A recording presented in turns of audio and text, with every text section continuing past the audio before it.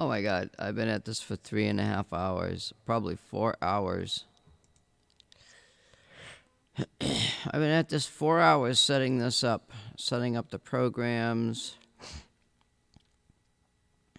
I don't expect any viewers. I really don't care because I'm just doing this more or less, well, not really for myself, but anyway. So let's let's see. We're gonna. Why did this? Okay, so the stream itself is about how and why to play chess. The tools you need, chess my way. So let's drop this stream thing down here.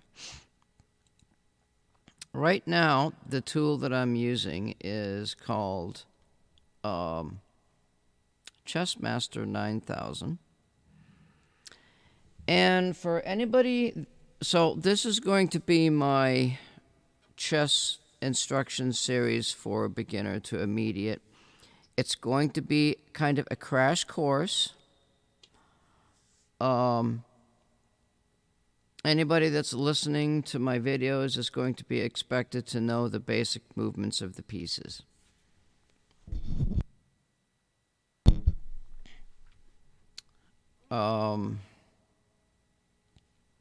Let me see if... Alright, so actually what I want to do is I want to save this layout.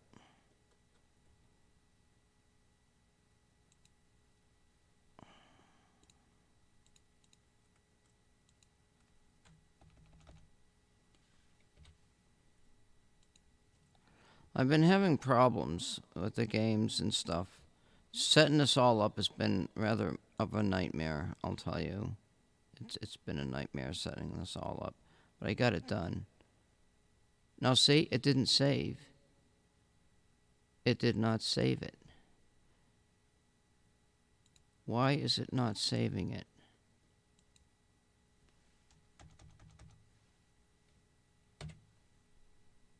Oh, that says load. What the... Oh God, what am I doing?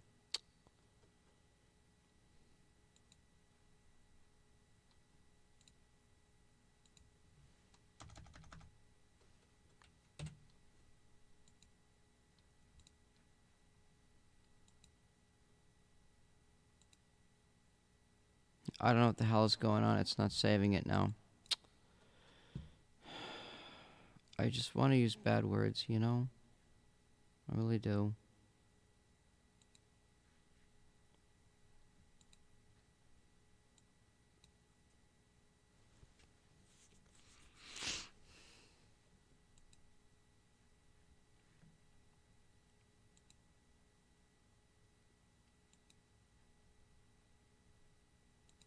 Maybe if it's in the same type of a name, you know? Let's see. Let's call this my opens 1.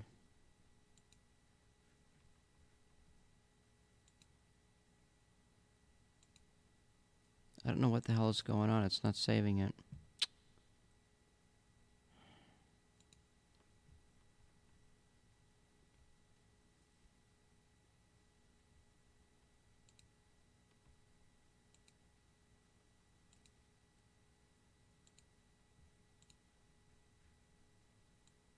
Hopefully my stuff doesn't come up on the screen. If it does, I'll have to do the stream again, huh?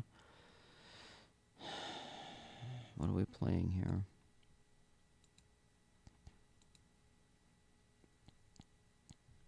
It's not saving it. I don't know why it's not saving it. I just don't know.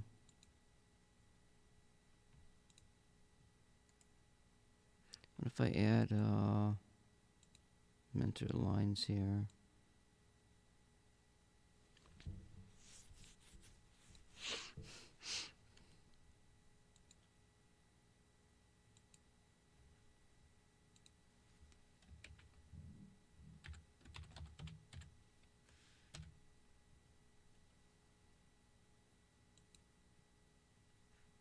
I think it's bugged out. That's what I think has happened. It's not saving it. I'm going to try something here. It should work because I'm still in the program.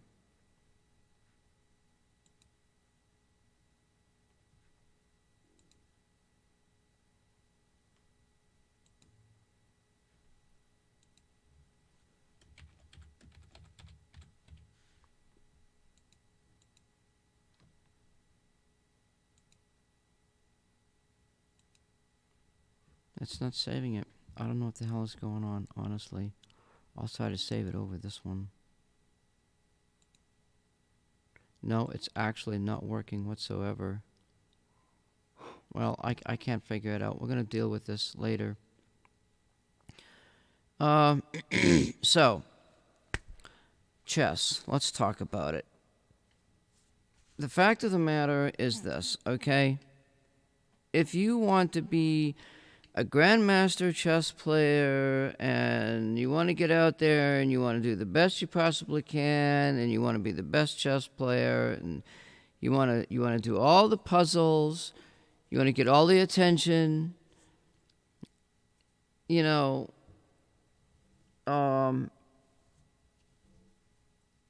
I will tell you from experience that chess will ruin your life.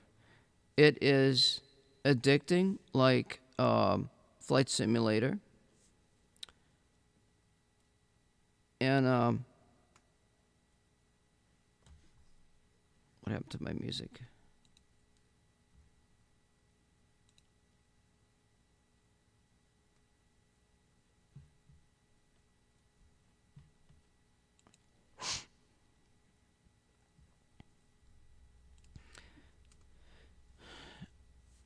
Oh, this music is terrible.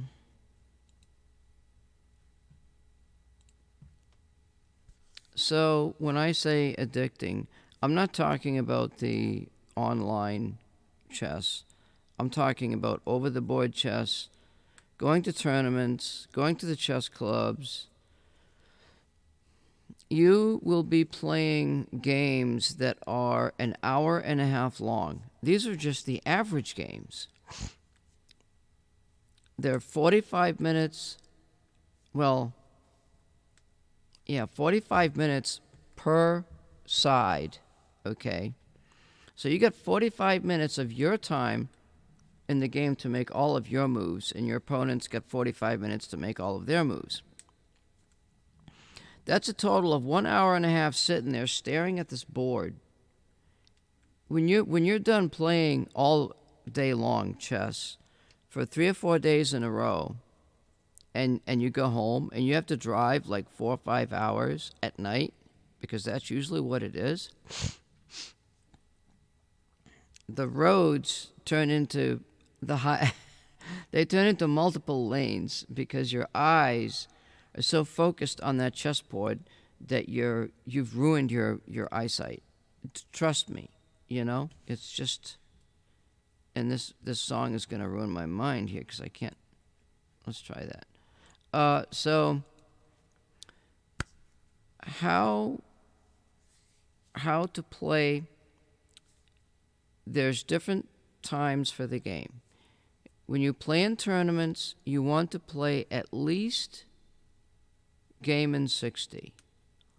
Game in 60 is actually a little bit fast, believe it or not. That's an hour for each person to play the game. There's also game in 90, which gives you an hour and a half to play the game. That's a pretty good, that's not too bad. Game in 60 is actually pretty good. Because once you get to the point where you can play a good chess game, you've played probably maybe 10 of your moves, and your opponent's played 10 of his moves, and you might be a couple of moves out of book. You might be three moves out of book, and you're starting to, figure out the tactics of the middle game. And then, then once you get to that point, then in the game in 60, you're sitting there and thinking about, your move and your opponent's move about 3 or 4 moves ahead, and you're thinking about maybe 3 or 4 different variations. So you do one variation, you figure out a bunch of moves, and you say, okay, that's okay. Then you do another one, and you do this all in your head. You close your eyes. It's like you're focused on the game, and it literally will drive you insane. You see these people like this, that they're holding their heads like this, and they've got all these different ways to hold their head to watch the game. Just trust me, in the long run, I'm telling you not to learn how to play chess. But let's say you like the game, you want to learn. That's why I'm here. I'm here to give you a fighting chance to play some of the better players and win. So I'm going to tell you how to play the game. So the longer games that you play, the game in 45, the game in 60, the game in 90, the game in 2 hours, those are the games that you play to work towards your end game. You know what your end game is going to be. When the way I teach you how to play chess, you will know what your end game is going to be. This is one of the key secrets of being a grandmaster, is to know what your game does, know the purpose of your game, what it does, what goals does it accomplish to get you to the end game that is going to give you the better strength to chances to win.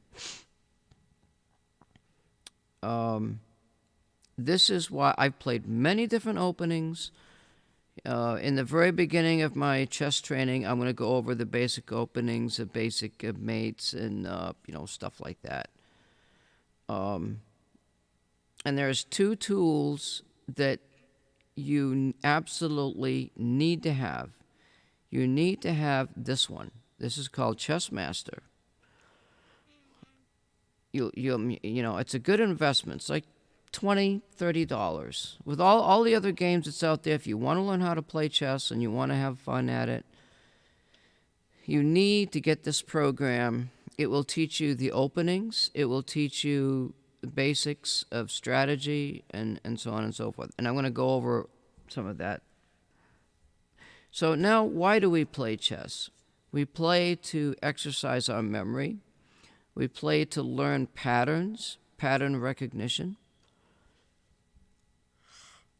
We play chess to meet other people. You want to be able to meet, like if you're a kid or something like that, you get a chance to meet other kids. A lot of the kids now, they go to the tournaments, they play in Bug House, they're just going crazy, trading pieces right and left. And I think this music here is just gonna drive me berserky, so I'm just gonna stop that music. So, there's different openings. There's Sicilian Defense, the French Defense, Queen's Gambit accepted, Queen's Gambit declined.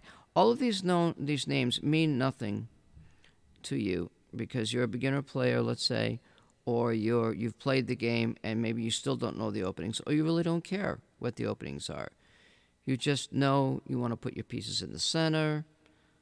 Your opponent does the same thing. You might see something like a chance to attack a piece. Your opponent doesn't see it. Or your opponent makes a mistake, and then you capitalize on your opponent's mistake rather than going for your own goal because it leads to one of 2 things, which leads up to the next secret that grandmasters do not want to tell you. That's the 2 aspects of chess. One is the gaining and winning of material, which is taking pieces off the board. Or 2, to gain a position on the board that is impenetrable or unable to be attacked by your opponent. What that means is you decide that you want to take a square. You want to own that square. You want to put your knight on that square. That's your goal, let's say. So in order to do that, what you're doing is you're taking all of your forces and you're attacking that square so that your opponent has to defend that square if he wants, doesn't want you to take it. Now that's extremely advanced chess. Extremely advanced. Strategic, there's also two things in war games. There's strategy and there's tactics. The strategy would be, I want to take pieces off the board, or I want to occupy squares or a square on the board, or both. Let's say there's a square on the board, and eventually there's an opponent puts a piece there, and then you take the piece. You've won a piece and you've won the square, because maybe the opponent really didn't know exactly what you were doing in the first place. It's not a big deal. So those are the two main strategies that grandmasters they don't want to tell you about. In order to make those strategies work, you have to have tactics. So a tactic would be piling more pieces on a square or a piece in order to win that piece or win that square. There's another tactic called tempo. Now, when the game starts, white always makes the first move. So white has a half a tempo ahead in the game. Now, let's say if white is attacking a square and black wants to occupy that square. I had this for 3 hours setting this all up. So black makes a move and occupies that square. You take the piece, black takes the piece back. Now, that's called it's called sacrificing to gain a tempo, or to gain position, or to develop. So, for example, the white attacks a black bishop. Black brings out his knight to take the bishop back. In doing so, in doing that trade, black was able to develop a piece. The tempo is still the same. But if black doesn't develop, equally, white will gain tempo, meaning it will gain positional advantage, it will gain space, which is another strategy, actually, like one quadrant of the board, or one side of the board, or the back or the front of the board, or, a diagonal, or a row, or a column. Those are all ideas of attacking space and gaining control over the space. Each component on the board, pawns, rooks, knights, bishops, queens, the king, they all have a job to attack squares and gain space. They all work together as a team to gain space and gain initiative, to try to stay ahead of black, because black is always a move behind. Well, as it turns out, black can create a defensive position that white cannot break into without exchanging pieces. And that exchange of pieces results in an easier game. It's an easier game for black because there's less pieces on the board and there's less things to figure out. Then when you get towards the end game, either black or white can say their goals might have changed a little bit. They may have either traded their bishops or traded their knights off the board, or they got one of each. So each person they now have a strategy that's different. It's a different, it's different for each other. It's complicated. That's what makes the game challenging. It makes the game addicting, but it's problematic because when you're playing a game of chess as a person on the other side, and you're thinking to yourself that you want to be better, you want to be a better chess player than your opponent, your opponent's always going to feel that way. And I'm going to tell you right now, getting into the whys of why I play chess, is absolutely do not go into the chess game thinking that you're going to be a better chess player than your opponent. Make an assumption that your opponent is always a better chess player than you are. He could be the same rating. You could both be 1,200, but he could be playing a 1,500 rating. He could be, he could be just that good.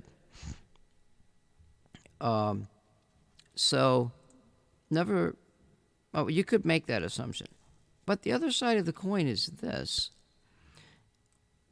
and this is another strategy, which is kind of it's not talked about, but it's a strategy. Many of the middle game players, and there's chess ratings, okay, there's 1,200, there's 1,400, 1,600, 1,800, 2,000.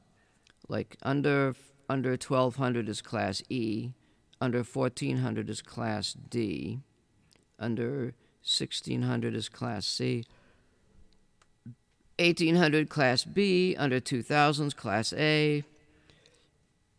Then you get into GM and that sort of thing. So which is better? The higher number, the better. Now, between class, class E is all about learning how to get your pieces to work together.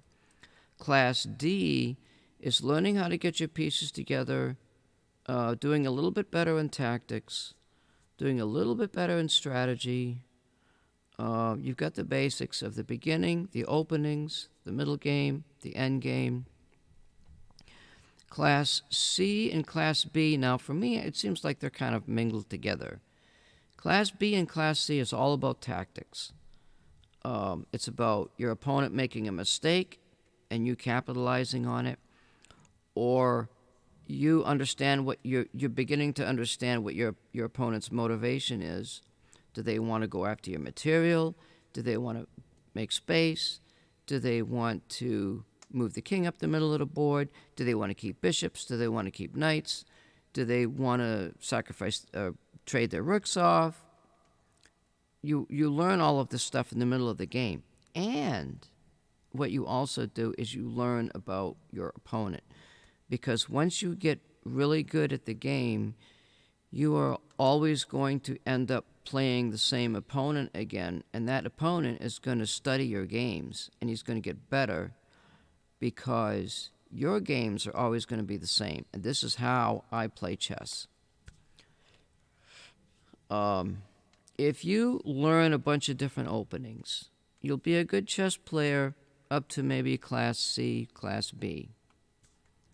That's when it's going to fall apart because you just will not be able to memorize all of those patterns and remember the pictures of what's good and what's bad. Like I make this move, I remember this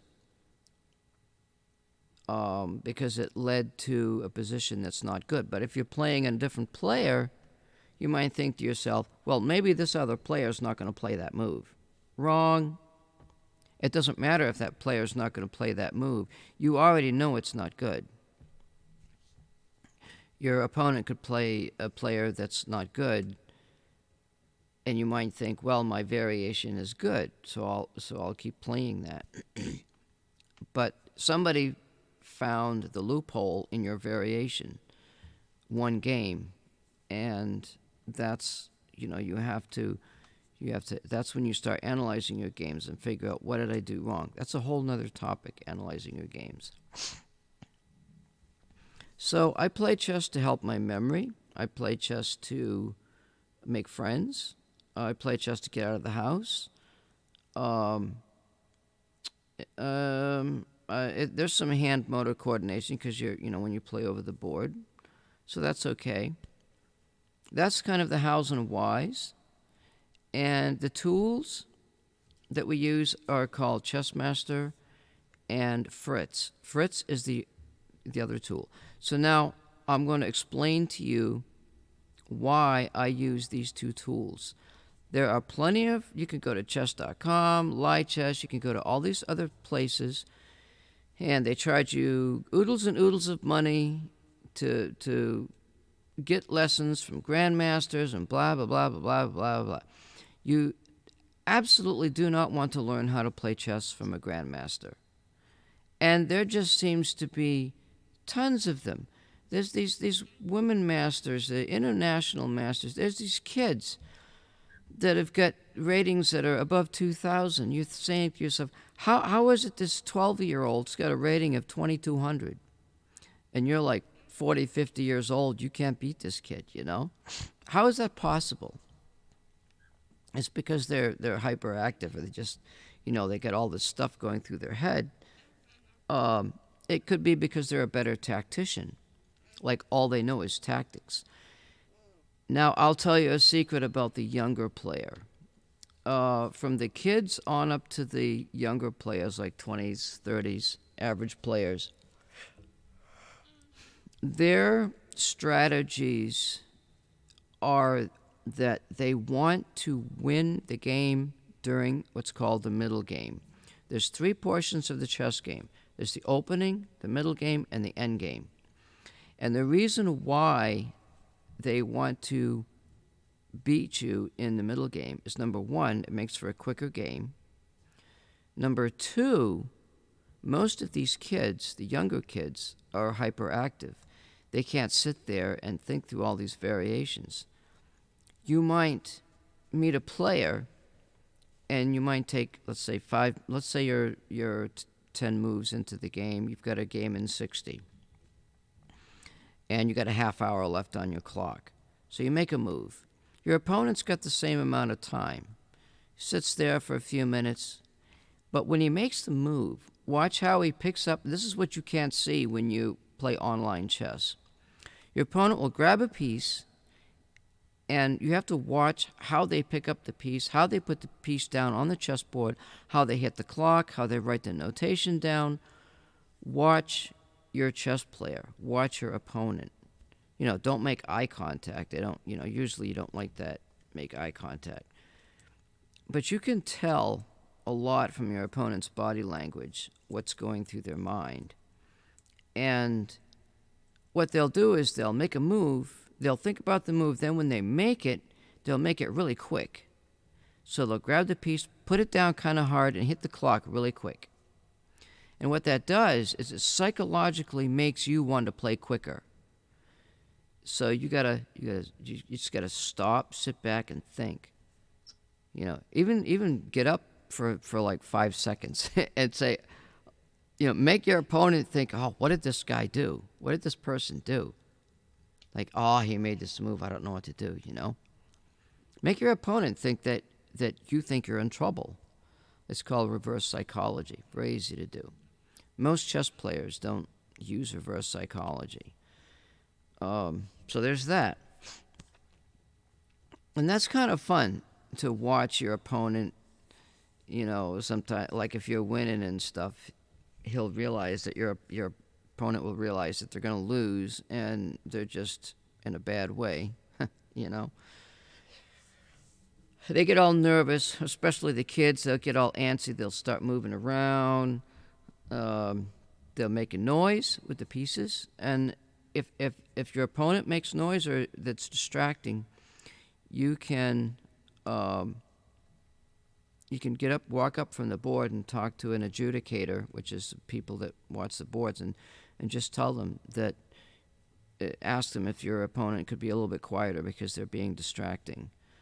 Another thing I've noticed opponents do, a lot of these master chess players will grab a couple chess pieces and they'll start wiggling them around in their hand like poker chips,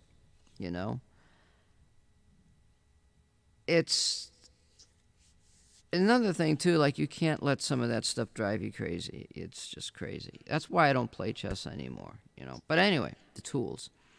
So with Chess Master, I use Chess Master to learn the chess openings. I don't use it for game analysis. I use Chess Master for training and chess openings. So let's just look at the board. Let's just start doing this because it's getting late for me and I need to take care of some stuff. So what we're going to do is we're going to flip the board here. And we're going to play a defense. It's called the Karakan Defense. Now, another strategy, which is a very important strategy that most grandmasters know about, is called learning transpositions. So if you play a certain game that you like, let's say you play the French defense and you like it, you can play the Karakan defense, and if white makes a certain bunch of moves, it will transpose into another defensive line, that kind of thing. Now, I was just reading a notation about, well, that's a different story. So anyway, I'm going to go through the pieces really quick. And we're just going to throw a game up here and talk about how the pieces move. So there's also a move called in passing, and I want to be able to do that. All right, so we're going to make lines for the bishop. Oops. We'll just make lines for the bishop. We're going to do this. We're just going to make these stupid moves right here. Now all the bishops are open. So bishops move diagonally. These are the bishops right here, okay? And as you can see, we're already out of the book pretty much. Well, I don't know why that bishop's actually part of... Wait, what's going on here?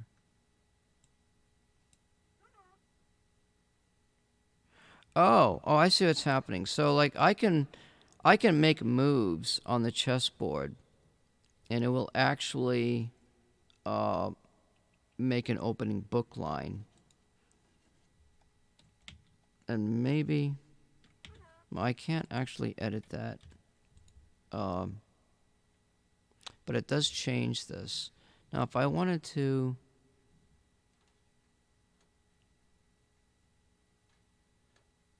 If I wanted to save... See, it says save as type opening book.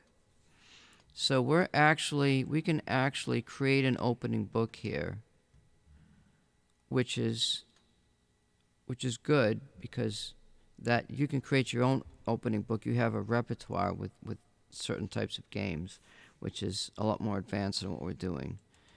So you could do that with Chess Master. You can't do it with Fritz. It's not that straightforward on how to do it. So I'm just teaching you how to move the pieces, really basically. So bishops move diagonally like this. So I'll get this guy out. Now when it comes to capturing and taking pieces, you just take your piece and move it to the square that the piece is on like that, and, you know, that kind of thing. So white could do that. It wouldn't be a good idea for the queen to take the bishop.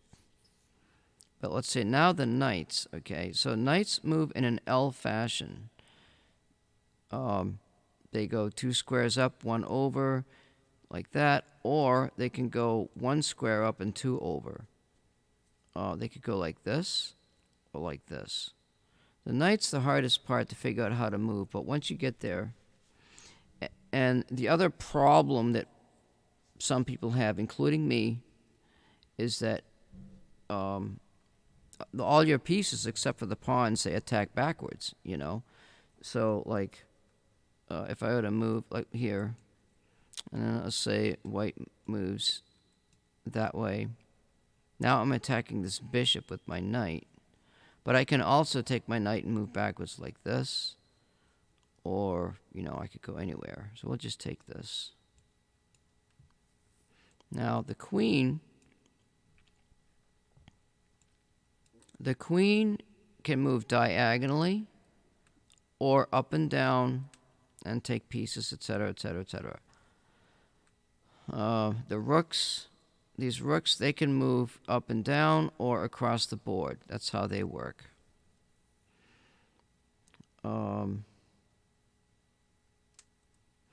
So that's kind of the basic movement. And the king can move up and down diagonally or up and down or across, but they can only move one square on the board.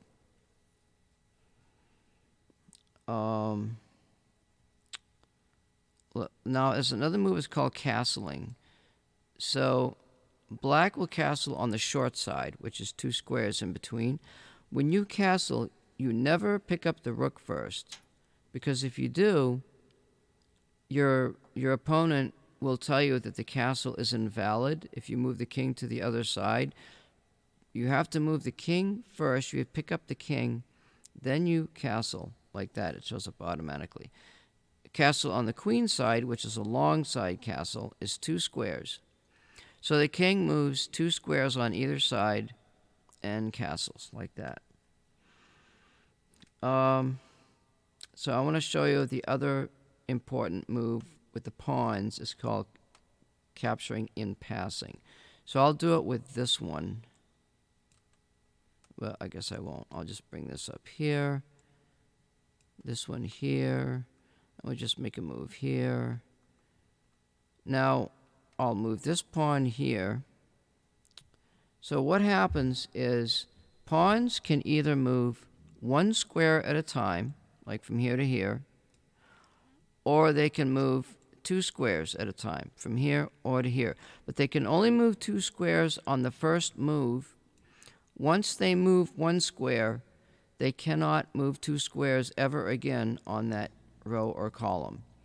And pawns can only attack diagonally. They don't attack ahead. They attack diagonally. So now if I take my black pawn on the right here, and I move this pawn 2 squares, this white pawn moved 1 square up because that's all he could do. So if I take this black pawn and move it up next to the white one, white has one opportunity to capture this black pawn en passant, which means in passing, meaning the pawn passed the white pawn, so I'm going to go this way and take him off the board in passing. Now, I played a chess game, which we're going to analyze, not tonight because it's too late, and I wanted to capture my opponent's pawn in passing, and the chess.com wouldn't let me do it. I don't know why. That's a problem. That's a big problem because that could have lost me my game. So anyway, those are the basic moves of all of your chess pieces. I have to leave that up to you to learn how to, move your pieces. Get Chess Master and play really easy chess games. We could actually do that. So now if I want to just go back to the beginning, I'll click on Root, and the chess coach, gives me some basic opening ideas. So we're going to play what's called the Karakan Defense, and there's an object and a strategy. There's an object and a strategy. So let's do this. So white plays the king pawn. Now, when I play the Karakan Defense, I'm not going to go into it in detail, but this is the how portion of how I play chess. I play c6 regardless. This is regardless. I don't play any other move. I don't bring out any of these other pieces. I don't play the king pawn, the queen pawn. I don't play the French defense. I don't play 4 knights game. I don't play any of that crap. Okay? I play this move. So if I wanted to go back, now you see we've got some lines. There's lines here because it's just at the beginning. If I go back to the root, and let's say there's this move. This move's actually called, well, here it's called Nimzowitsch Larsen attack. Well, I thought it was called the bird opening, but I don't remember. So I'm going to play c6 again. I don't care what white does, White's gonna, his idea by playing this is to bring the bishop to this diagonal and have a nice long attack down towards Black's king side. Well, maybe I'll keep my king in the middle of the board, you know. Maybe I'll castle on the queen side, you know, who knows. But we've got, you know, we've got all of these other ideas, but we've got one that's in writing. And we've got bishop to b2.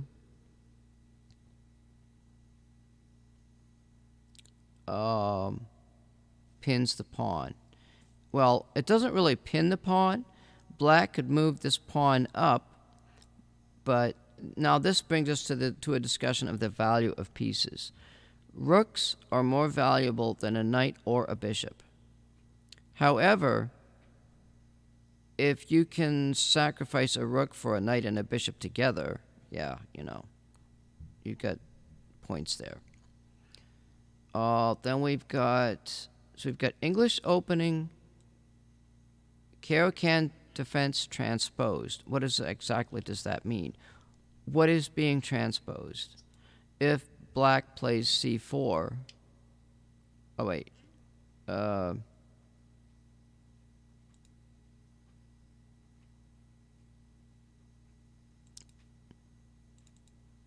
guess if I double click that, I can double click on this chess coach and it will tell me, it will give me an opening line.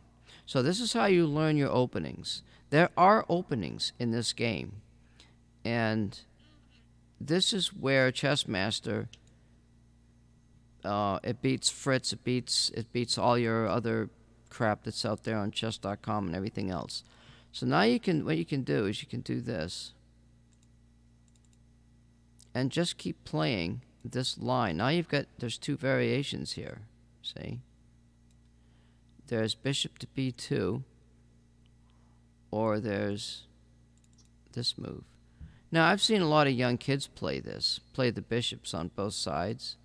This is called fianchetto. So we'll just keep playing. Now that seems to be the end of the line. I don't see, there's nothing else here. So it says A11. It's actually, or bishop to B2.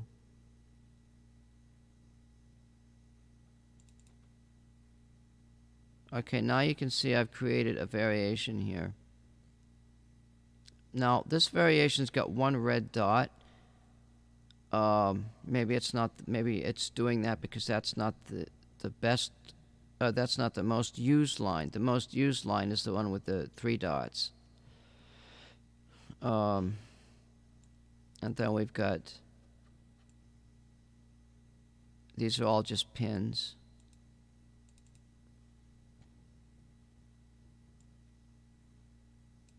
Now we've got another transposition. If we were to continue this line, now we've gotten into a transposition with these moves from the Karakan. Let's see. King's Indian ready. English opening, New York system, English opening, bled variation. So we're talking basically English opening here, okay?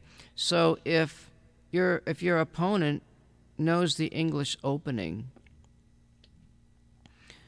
and you don't, you want to throw him out of his book as early as you can out of the game. That's what you want to do. So let's continue with the English opening. There's 2 variations here. There's this one. And then it stops. We'll go back here. And we'll play the other one.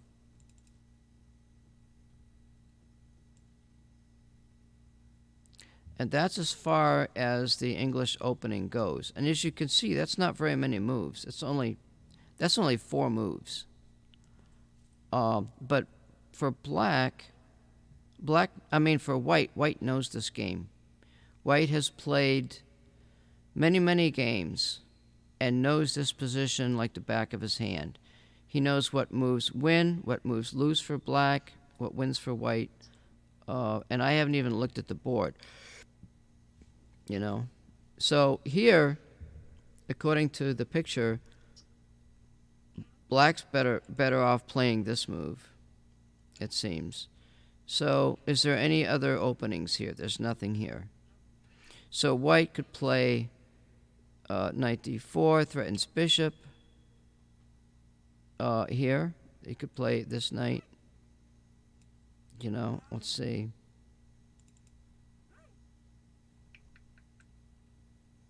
Maybe that 3 dots could indicate a main line. I don't really know exactly what that means.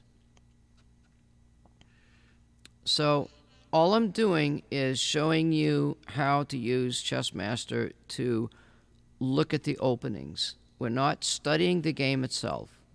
We're not saying, why does the piece move here? Why does it move there? We're studying how to use Chessmaster to study the openings. That's what we're doing. So let's go back. Let's go back to C6.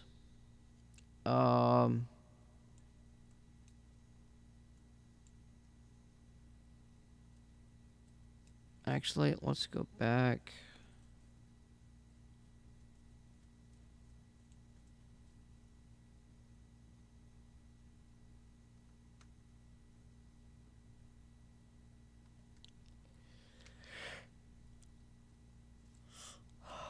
Oh, what the heck is this? B5.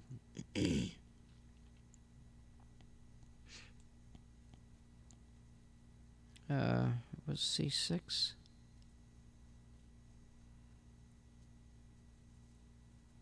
I just played, no, white played B, no, black played C6. So I'm trying to find, oh, it's right there.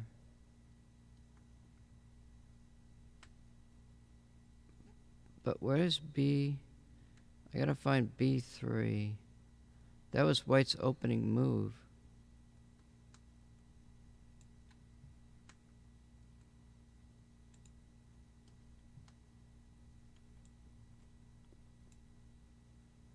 There it is.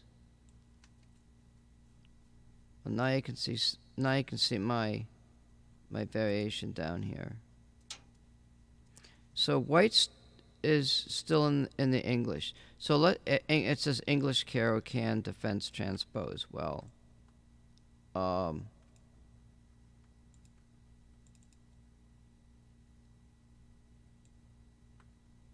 let's play the English and stick with Karakan Defense. Now there's 2 options, which we've tried. We've got. All right. Now my preference is not to play G3. So I would play this move. Wait, no, that's. Wait just a second here. Wait a minute. What happened? Oh, I see. So this is black's response to a continuation of the English opening if black fianchettos both bishops.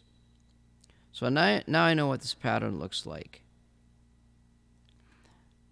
But so now, you know, I could look at the pattern and say, well, okay, what if white takes, I take. Now look at my king is exposed. White's idea is to attack this pawn. I could protect. Oh, the pawn's already protected. If this bishop comes out and attacks this pawn is not protected. I could go here. Well, no, that's not good. See, I don't know what the best moves are. Bishop h3.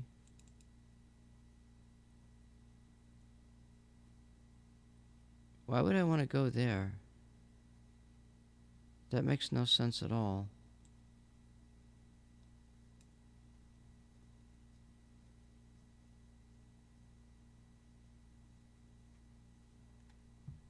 I don't know if I have analysis. Why don't you just take the bishop?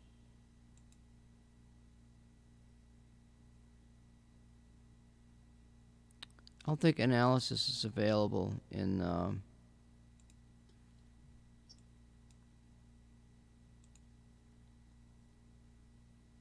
wait, is that even the right move?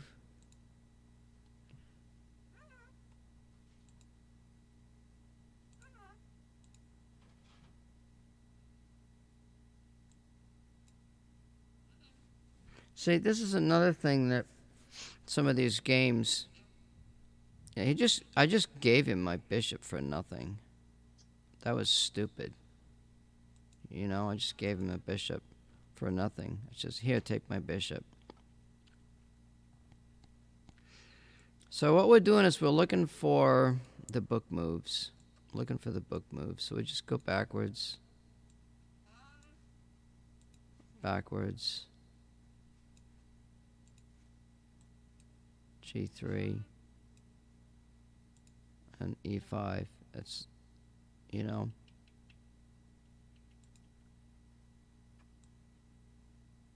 So there's another line here, which I don't know exactly what this is.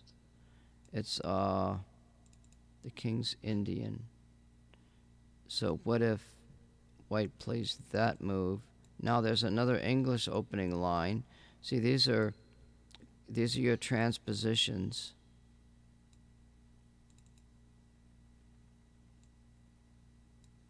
Right, so like you could say, okay, go back to bishop to b2. So instead of white playing that move, what if the knight plays this move? Why not capture d captures c4, you know?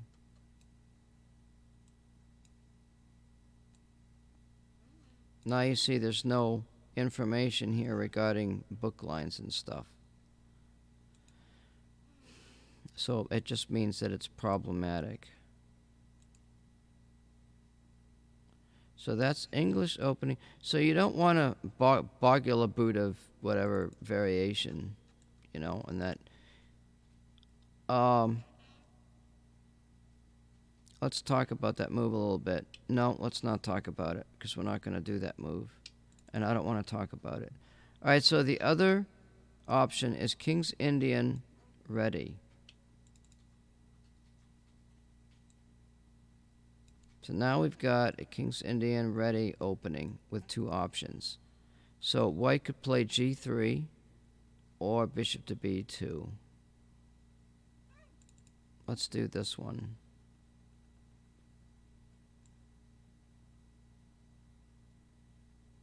Now I could play G6 and get back into the English. No, we don't want to do that. Bishop to G5, English New York system, which is here.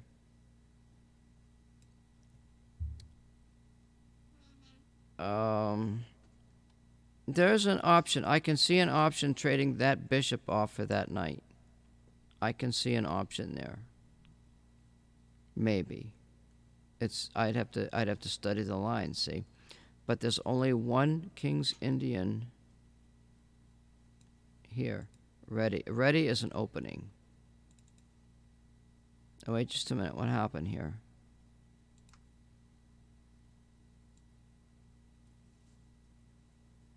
Oh, that's bishop to F5.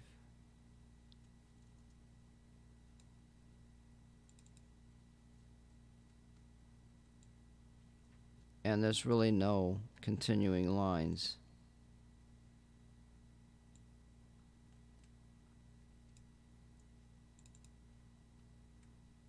So now we've gone from white's English opening setup to a King's Indian ready. Okay, so we're going to follow this.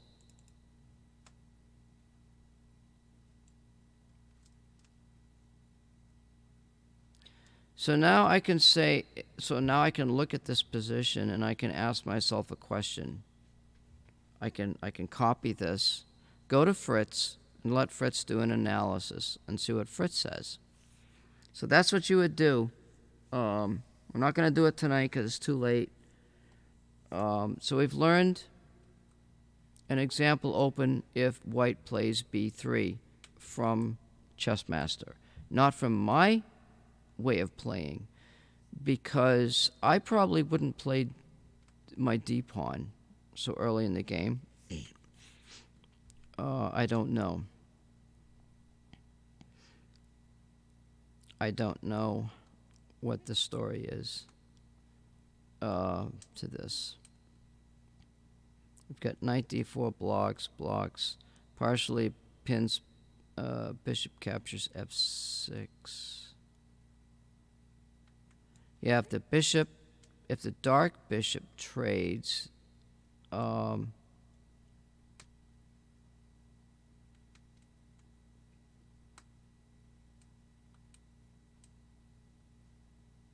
it's talking about pinning pawns, but I could just take it back with my knight here, which is good. I wouldn't take it back with a pawn. Or I could grab this knight. I'm going to go into a little bit of why I play the way I do, okay, in the Karakan. If eventually Black's Karakan goal is to get this light-squared bishop outside of his pawn center so that he can move this pawn up. So let's say that white plays... Let's just say white plays... Let's just say he plays here, and then I play here, okay? There's no transpositions. It would tell you if this pattern has a transposition to another opening. Now, those are probably not the best moves for white. Let's just say white plays this pawn.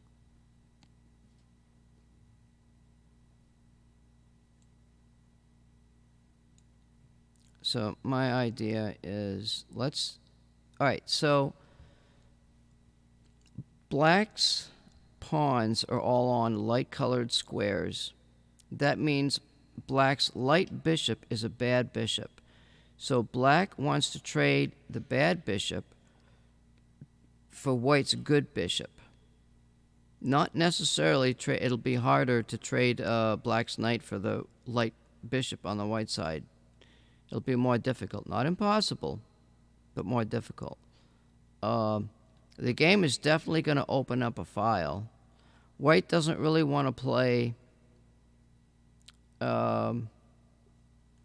the other aspect of the Karakan defense, and we are talking about that a little bit, is what's called this open C file. So if white captures here, Black always captures in this direction. He keeps this diagonal setup on the left-hand side, on the king's side. Number one, it allows the dark bishop to get out now. Number two, it allows the queen to c7, and it allows the rook to come over and grab that file. Because in this particular case, maybe white could play this. And now Black has a plan to work on this C file. Maybe move the rook up. There's a bunch of stuff. And Black could keep his bishop there if he wanted to, We'll just do something kind of stupid here. Let's say we'll do this. Now, talking about Black's dark bishop. My game and the way I play chess is I play for an endgame that has the better of the two bishops. If the bishops are on the same color, it's supposed to be a draw. If they're on opposite colors, if the bishops are on opposite color, the bishop that is on the squares that the pawns are not on is the better bishop. That's how you got to remember. Well, actually, it's not the way to remember it. The way to remember it is that you want your opponent, the way to remember it is you do not want your opponent to have the bishop that can attack your pawns. So if my pawns are on light-colored squares like this and like this, and I trade off the light bishop, okay? So let's say that my plan is, let's say I do this. Let's say white does this, and then I trade bishops like this. So my plan's working out pretty good so far. I do not want this bishop off the board, so I've got to start working a plan on trading the knights off. And I don't want white to lose that dark squared bishop. Now, most Class E, Class D, Class C, Class B players do not play this way. They just play for tactics in the middle game because they're good at doing tactics. They don't like the end game. Nobody likes to play the end game. But that's where the grandmasters shine, is in the end game. So I play for an end game with a good bishop. And I can guarantee you I can win every time. But so anyway, there's that, and there's looking for the openings in the coach section. Yeah, that's good stuff. So what I can do, let's go back to the root, just out of curiosity, and we're gonna look for what's called the ready opening. And I don't know. Well, there's a King's Indian attack, but I don't. There's a ready opening, but I don't know where it is.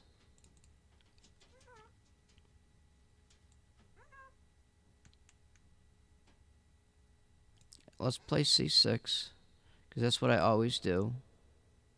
We could try to get a transpose back to the English opening. Let's see. We've got B3. D4. We got either D4 or E4. I don't know which one's better. Let's play this. It's a Perk Defense. King's Indian. Yeah, see, I don't see that in there. There's a Perk Defense transpose. No, I don't like that for black. It's too slow. It's a little bit slow. I definitely don't like that. Let's play, shit.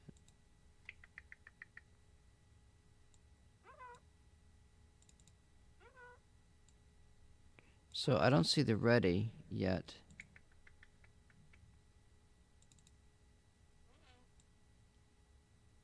Okay, there's King's Indian symmetrical, knight f6. So we're seeing a lot of King's Indian attack come up. And we're seeing the ready opening transpose. Okay, so we're telling ourselves that the ready is something that we want to learn. Not necessarily the King's Indian, but now you can see there's variations. There's G3, there's E3, which is this. But that's problematic because black wants to trade off this light squared bishop. He could play it here with the idea that if the pawn takes, then the C pawn takes. Now black has this bishop on a light colored square protecting his king. That's a good position. That's a good position. It says E3 and C captures D5. Wait.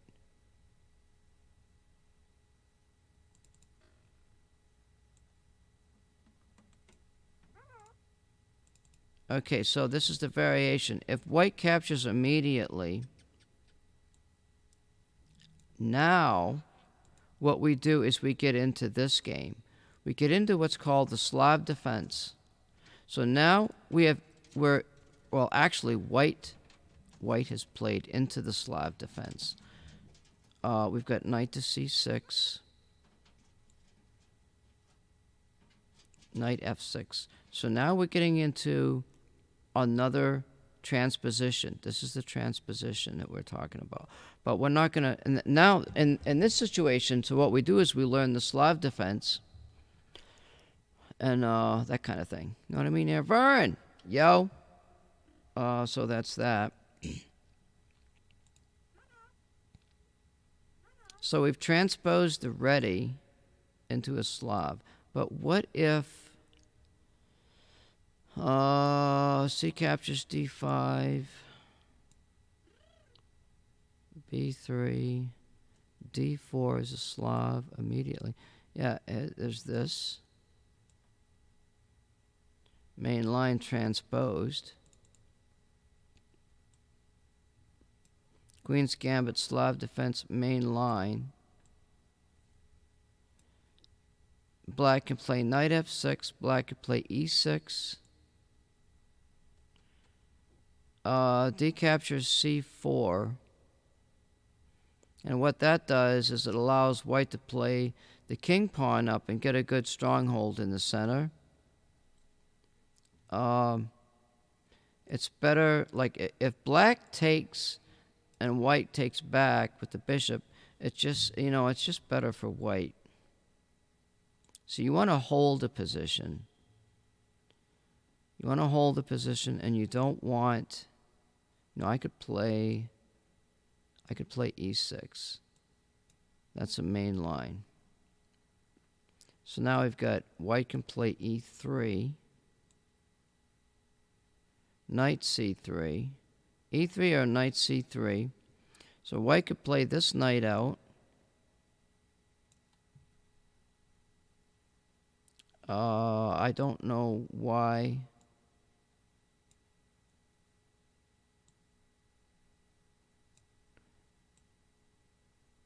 We can go into the Queen's Gambit decline by playing F5. Now, I would not play that move. If you're a beginner chess player, do not move that F-pawn. That would be an attacking move. We want to play a little bit more defensive. We want to play more defensive, so we don't want to play that. We've got D captures at C4, which I don't like. We've got knight F6, which is nice. If knight goes to F6 and the bishop comes out, the dark bishop, remember we want white to keep that bishop.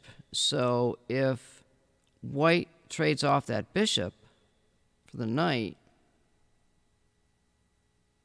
it's a problem, because then white is definitely going to want to keep his light squared bishop. So we don't want that to happen.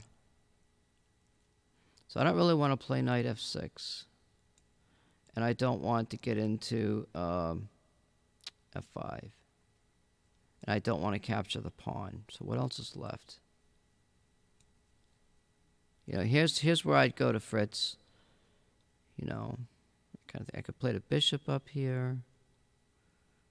I could play this bishop. Oh, this is another move. I've seen this move here. Now let me think about this. Yeah.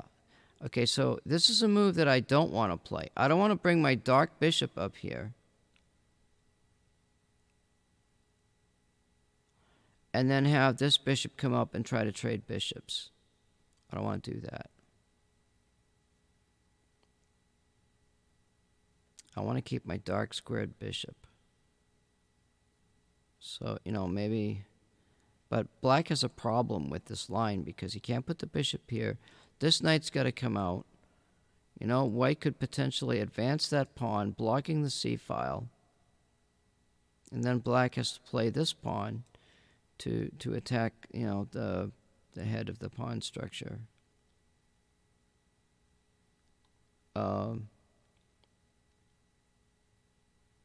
So if white has a plan to move this dark bishop up here, and I don't want to trade my bishop off, I probably have to play. It's knight f6. Yeah, that's what I would play. I'd play that move. I'd play this move. So we've got bishop to g5, queen to b3. This is all Slav defense. So these are lines to learn. That's semi-Slav. This is main line, semi-Slav, main line, okay? So now we've got a pattern, and that's where we learn from, right here, this pattern. So that's the Karakan Defense. That's using Chessmaster to do that. Let's go. I'm probably going to lose everything because I wonder if I can save this again. Let's see if it lets me. It's not letting me save because it's being a prick. Anyways, let's go to Classroom. What I want to do is I want to go to. We're not doing any tactics.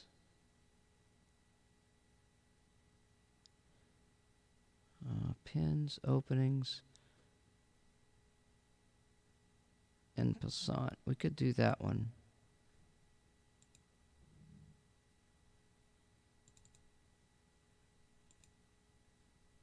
What happened here?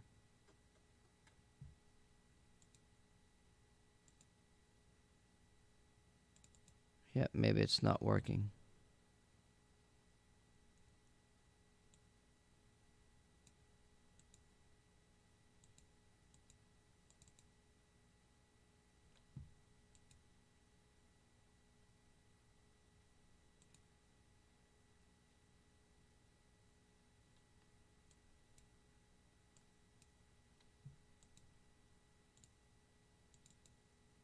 Yeah, there's something wrong with the classroom lessons. I'm not surprised.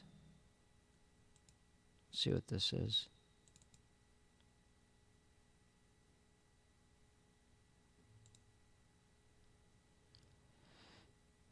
Find the hung piece.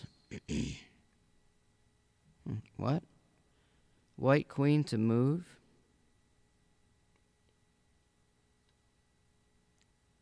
White queen to move right here. So we're looking for a piece that's able to be attacked. Well, I could attack white queen to move. I could attack any.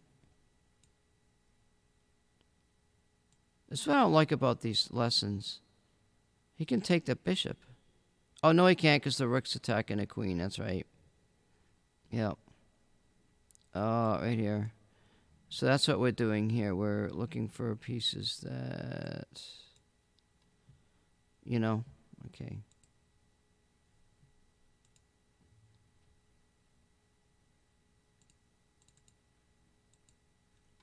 Find the hung piece. So now we're doing the same thing with the rook. You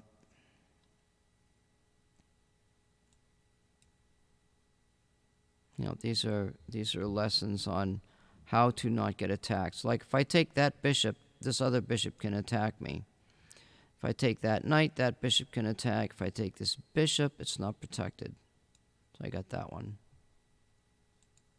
So that's what that's all about. I don't really care. These are like puzzles. I really don't care about that. Find the check move. White queen to move. White, what? Where's the king? Oh, I guess that's the king. If I go there, check. Wait, that's a king.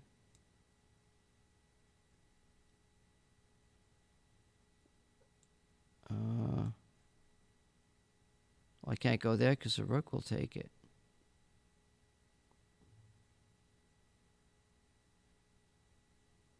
Find a check. White queen to move. I can't go here. Okay, that was just kind of stupid.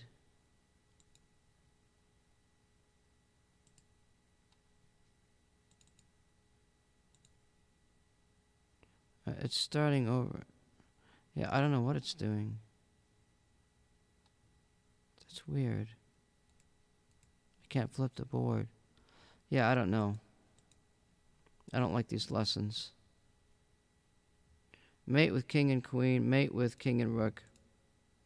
So at the end of the game, if, you know, all the pawns and stuff are down, the object of the game is to do a checkmate. So you got to learn how to do checkmates. If you don't, you're just in deep doo-doo. That's all I can tell you.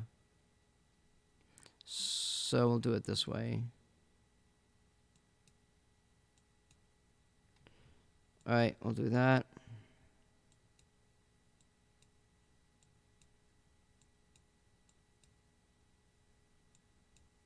That's checkmate. That's how you checkmate a king with a rook and a king. Memorize the position 4 to 6 pieces. Follow the game 3 to 5 moves. You must memorize a position on the board, then recreate it. No, we're not doing that. All right, that takes care of Chess Master. Yes, I'm going to exit. Now I'm going to bring up Fritz, finally, and explain why you need to have Fritz. Because if you don't, you just have to have it. That's all I can tell you. Let's see. What is Fritz? So Fritz is used to analyze the game. You have a game and you want to analyze the position. It's also used to annotate the game.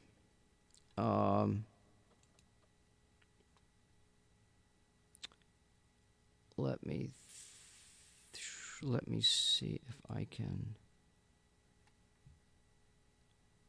find.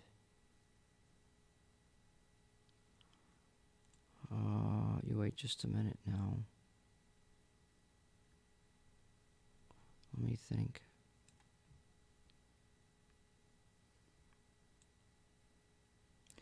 I gotta remember where all my stuff is.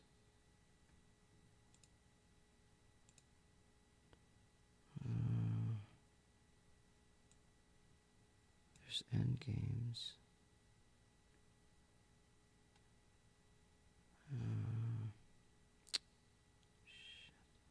Where is my...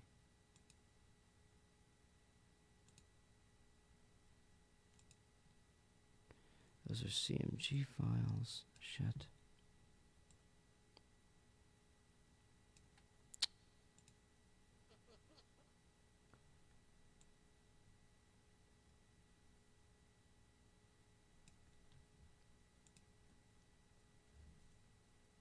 Database. Dutch. No. I don't know where all my stuff is.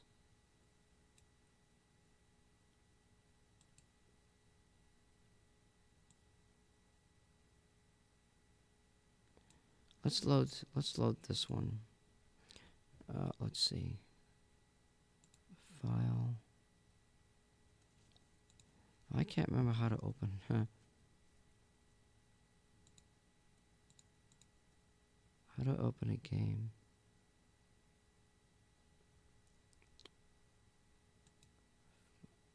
File. Open database. New. Openings. Book. Open database. Other.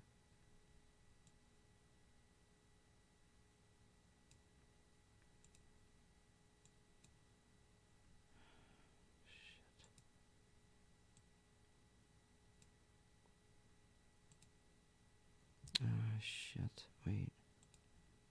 Okay, PGN. And this one. Alright, so we're going to talk a bit about Fritz. This is Fritz. I don't know what frickin' version this is. I don't know what version it is. Anyway, Fritz 6.32, Fritz 12, 13, Fritz 8. These are all the different levels of the game. You absolutely need this game. Okay, you've got to have it. You can get the cheaper one. You can get, like, if you get Fritz 8, as a beginning player to play up to Class C, you can get Fritz 8 really cheap, like $10, okay? And it will last you the whole year, just trust me. So this, there was a database of a bunch of games, and what I did was I went into this, I grabbed this game, and I did an annotation. So we're going to double click this. Oh, actually, it's already annotated. Holy crap.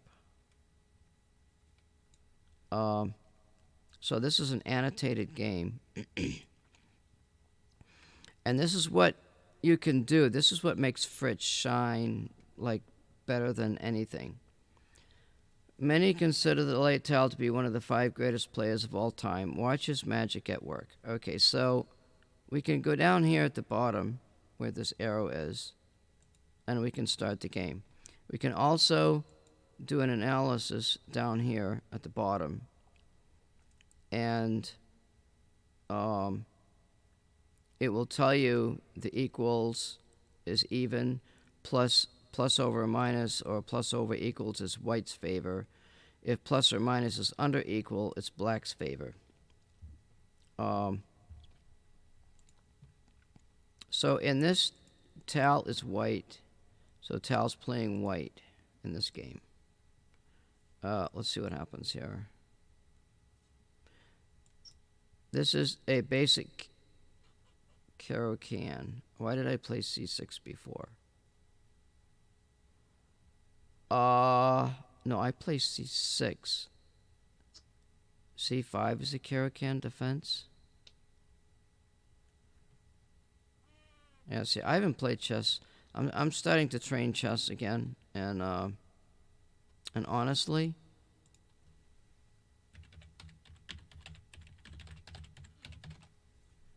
I've forgotten a lot of stuff.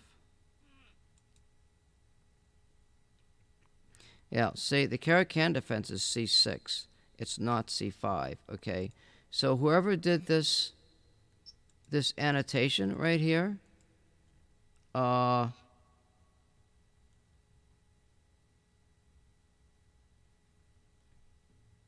they didn't do it right. If I want to edit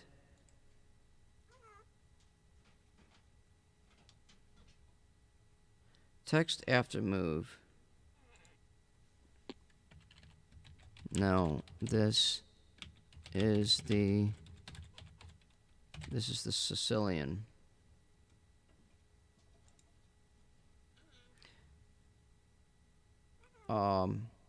C5 is a Sicilian defense. So whoever did this annotation didn't know what they were talking about. And it won't say, you know, who the annotator is. Let's just keep going.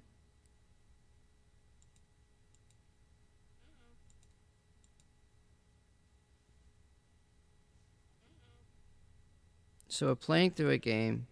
We're not really analyzing the game. We're just playing through it. Remember, white is Tal in the game.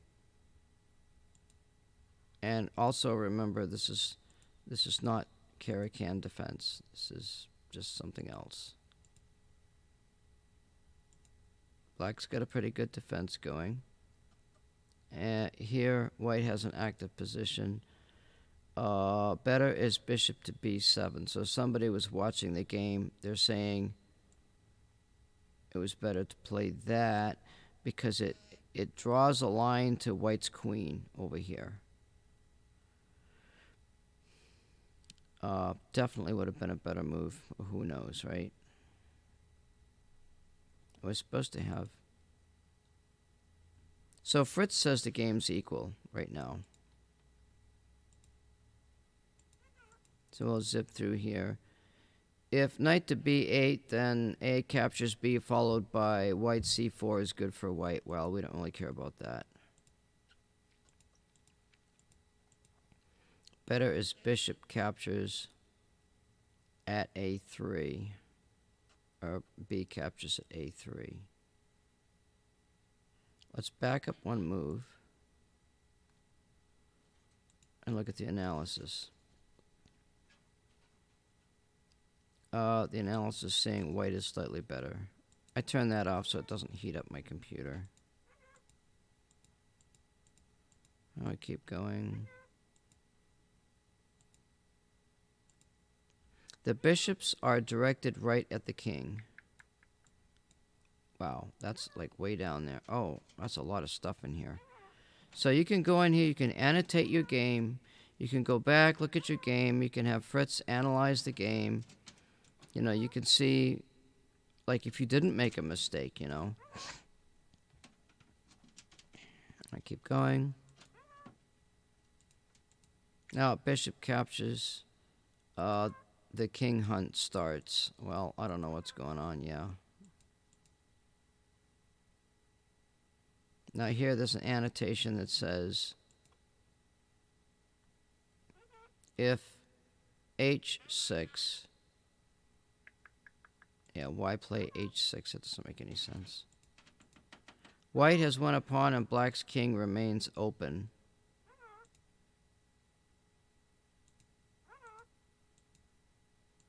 What happened here? Now I'm looking at the board.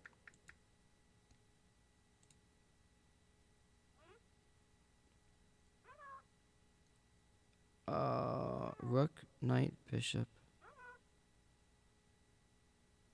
Rook, knight, bishop. Bishop. Black lost his rook.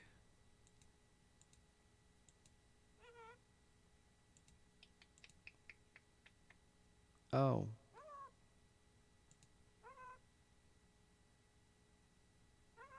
So that's an even trade. 2 queens, 2 knights, and 2 bishops. Black has an isolated pawn, and black has doubled pawns. White has a better game. White has won a pawn, and black's king remains open. White has a passed h pawn. Well,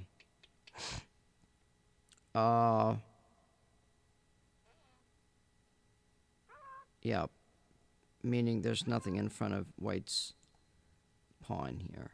That's why.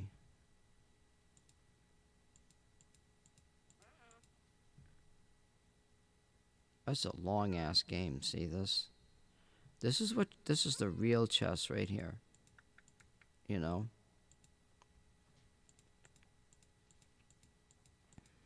There's a long variation there.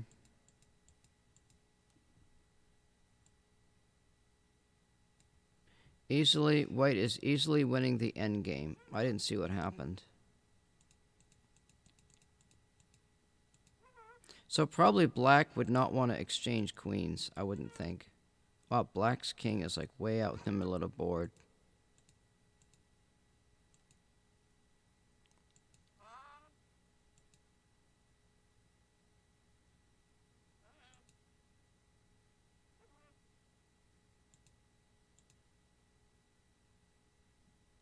Oh, okay, see what happened here? Black allowed the exchange of queens.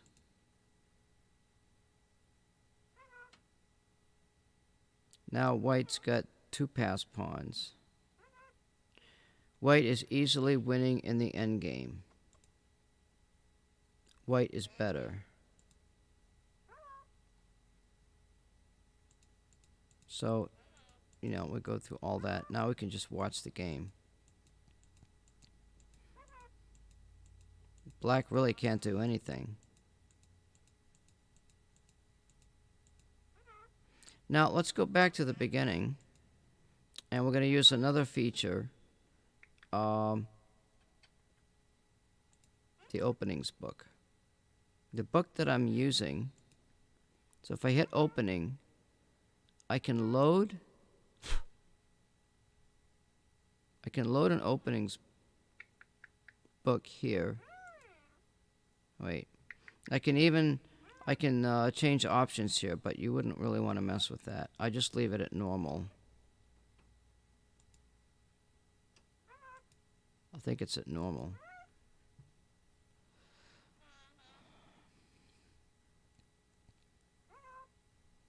That'd be my bird jabbering, by the way.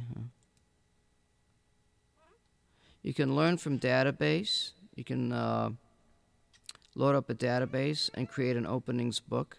That gets into a lot more stuff. Import book.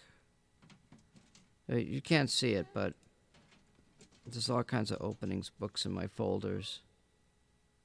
And right now, actually, which one is this using?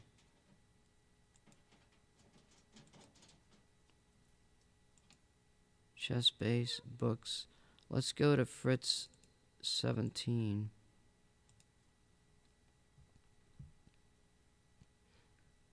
Now we can see over here, this book, I think this was the Dutch defense book.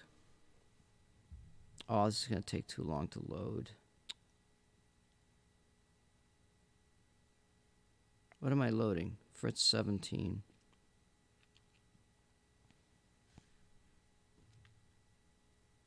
And there's some live stuff over here. It talks about... I disconnect that. I don't bother with that.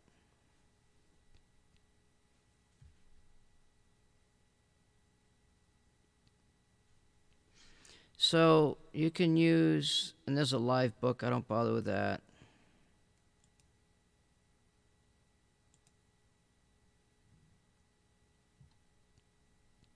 Now, once it loads this Fritz 17 book here, it will keep that book loaded every time you analyze a game.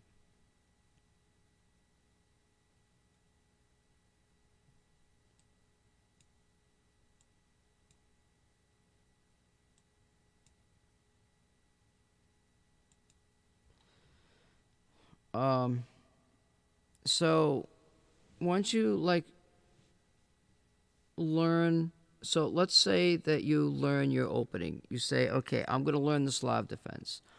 I'm going to learn, we know that the Karakan white can play the English, play the B3, and it leads, we can play black such that we can get into a transposition for black that favors our gameplay. This is what the grandmasters do. This is how you play grandmaster level, is that you transpose in the beginning, the opening, so that your opponent has no chance for opposition. So that's 2 million. Wait. Yeah, almost 3 million positions. So now you can see we've got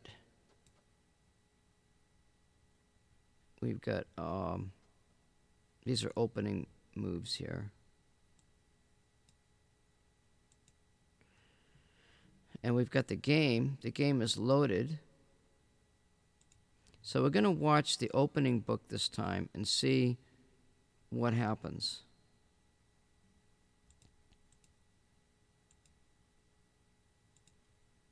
Now it's a little bit slower. And you can't really see the colors.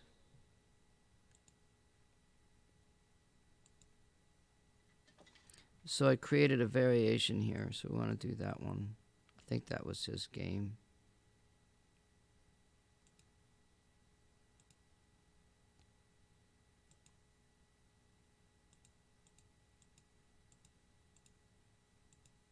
don't know if it was or not now. Let me go back to the beginning. All right, so this is Fritz 17. This is 3 million games. Let's look at we don't really know what the opening is, okay? We assume it's a Sicilian defense. So if you look at the most popular, green is the most popular, blue is the next popular, and red is the worst. And at the very beginning, these are probably book moves of some sort.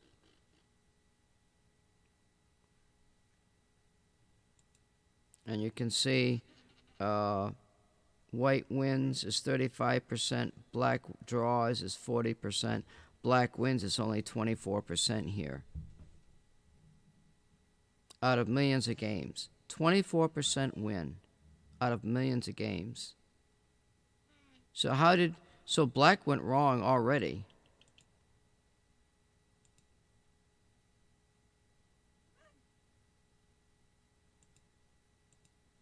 I guess most of, this is geared towards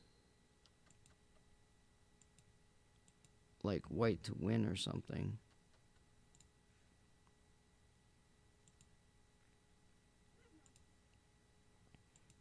"41%, 43%, 52, 49%.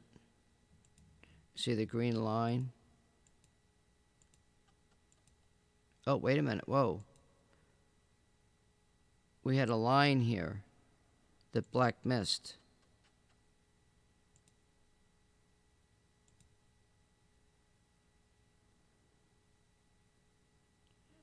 Three games at 100% with bishop to e7.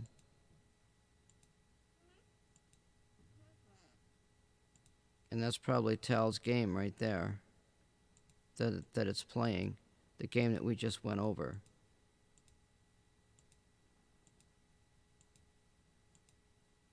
So black had a better move.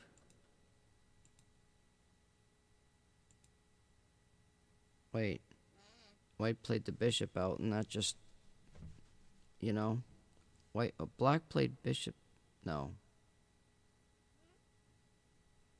Yeah, black plays bishop to e7. Now, there's a move.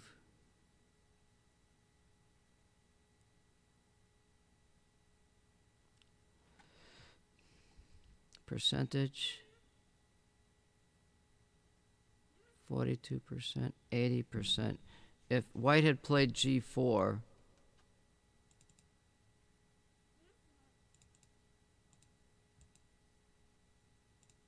I don't know.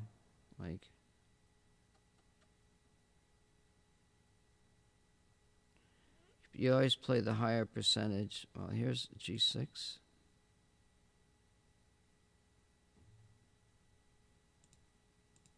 That's 2 wins for white there. I don't know what happened. It's a matter of learning the opening book, how to use the opening book for winning games.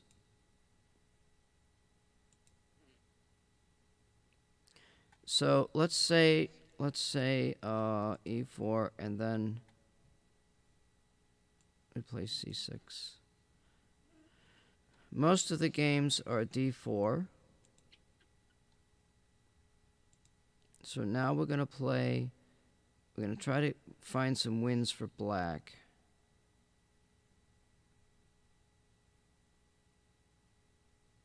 How do I do that? I don't know.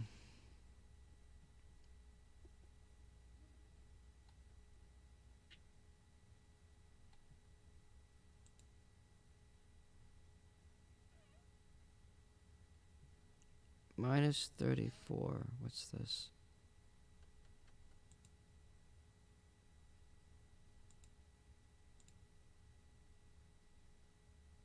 It's a win for white, so I don't know.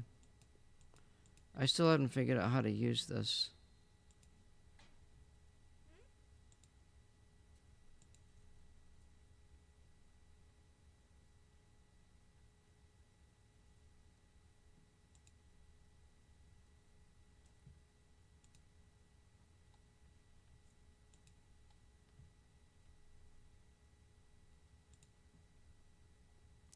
White is still ahead here.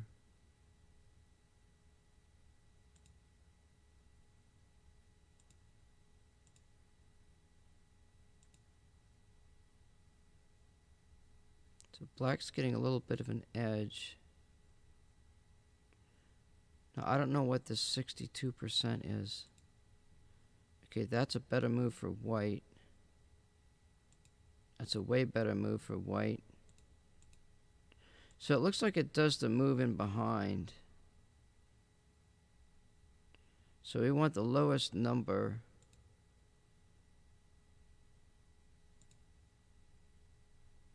Okay, see here? If white had played this move, wait.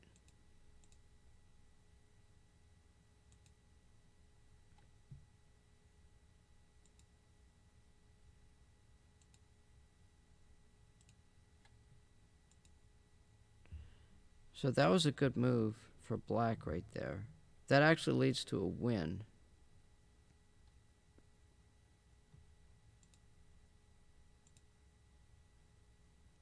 So black won this game. And there's actually another game in there.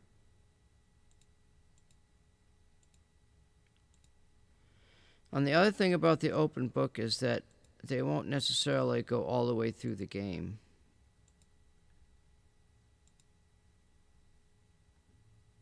There's the game right there. Sicilian Swagenin. Tal. Wait, this is Tal. Oh, this is not the same game. This is, I'm just playing the opening. So if I grabbed,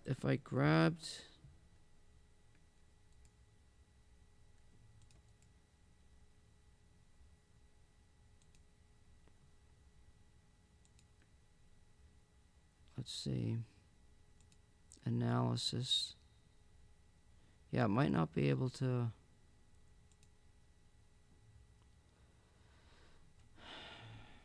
There's a way you can grab a picture and take that picture into the analysis, into the data.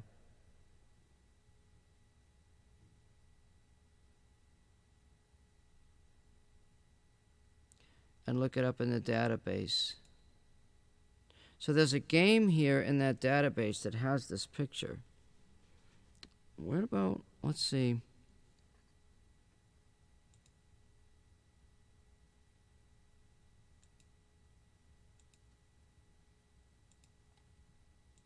How the hell do I fucking find it?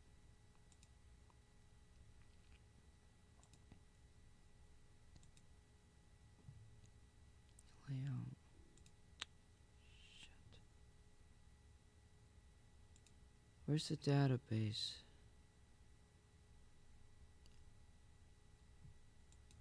File.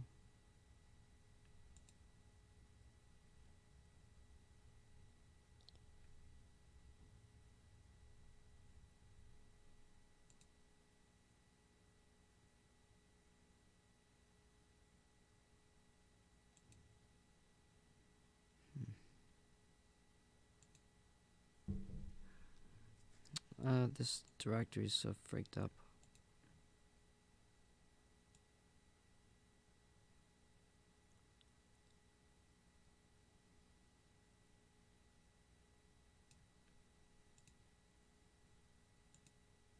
Documents, base, database 20, database CBH, database CBH, it must be that one. Wait. Yeah, it has to be. Yeah, it has to be.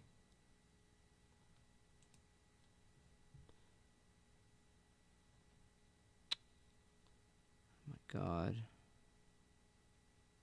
File, open, database.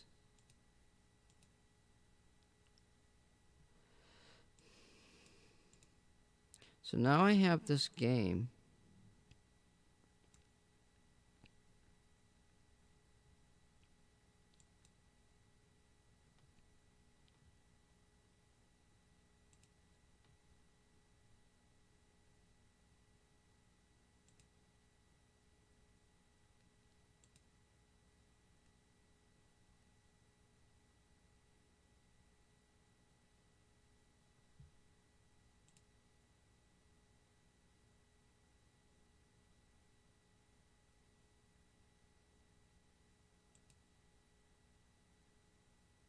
Activate game window.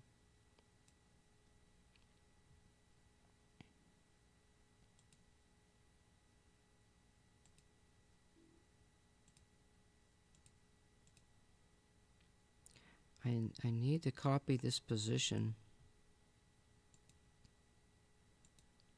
File.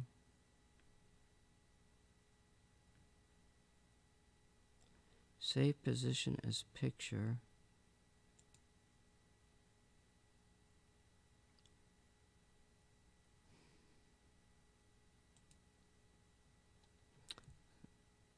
Copy position. Copy position.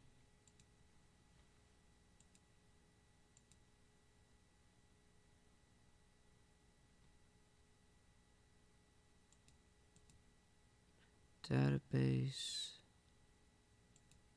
View. File.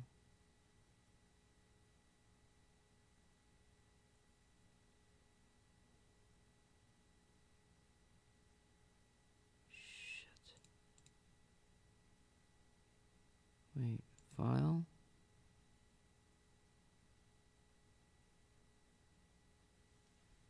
Wait, let's save. This is, I'll just call this 2.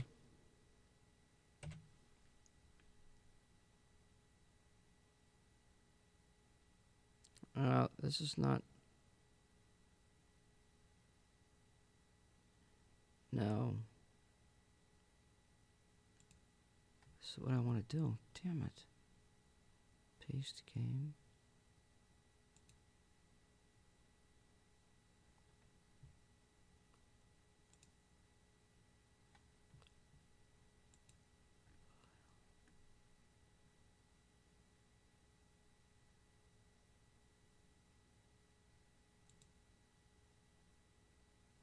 Huh.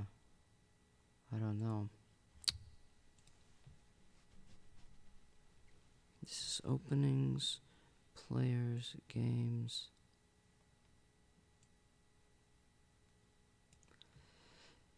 Annotator, text.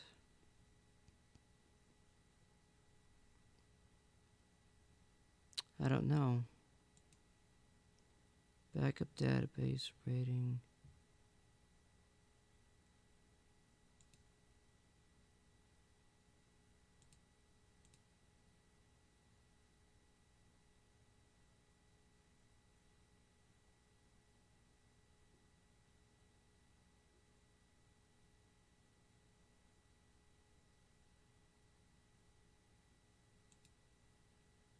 Huh.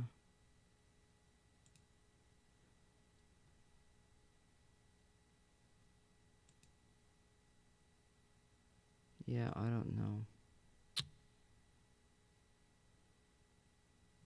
I wonder this. There was a copy paste function of the board in Fritz 6.32. And I'll be damned if I can't find it here.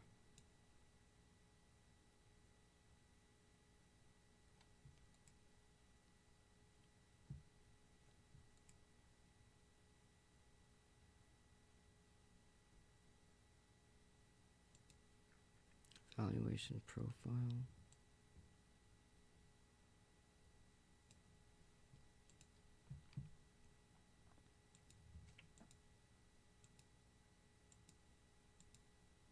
Copy game. It's not letting me copy.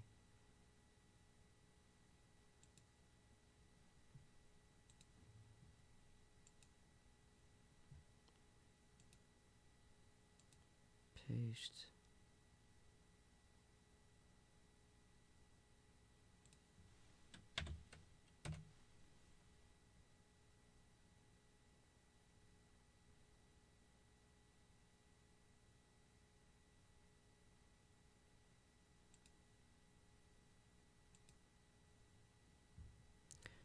Okay, so now it's going to go through this whole database.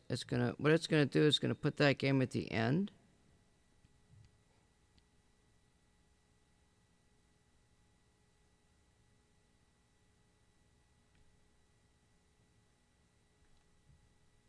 And then if I go to games,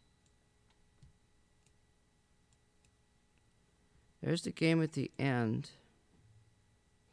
The question is, it should be a duplicate game.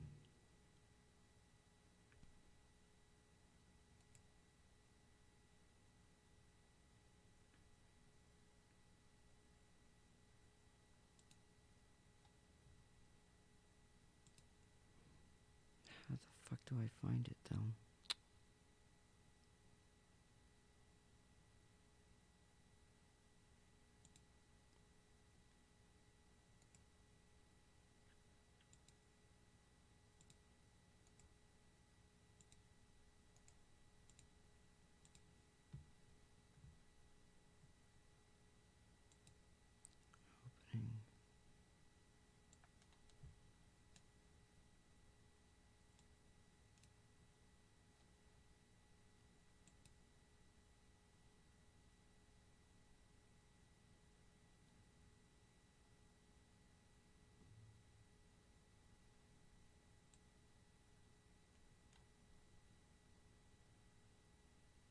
There's probably 500,000 tele games in there.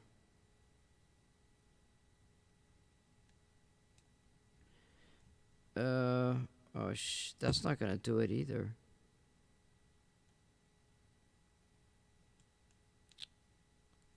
Shit. Wait.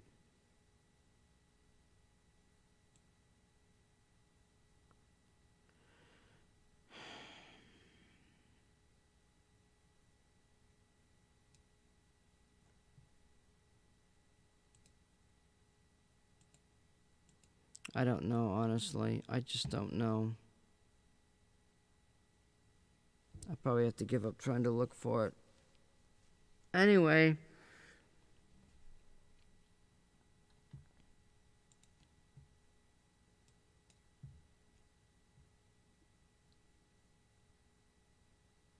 Super Key. 2004.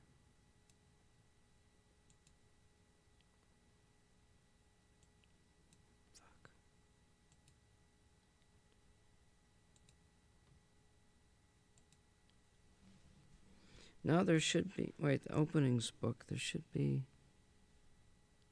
2 games in there.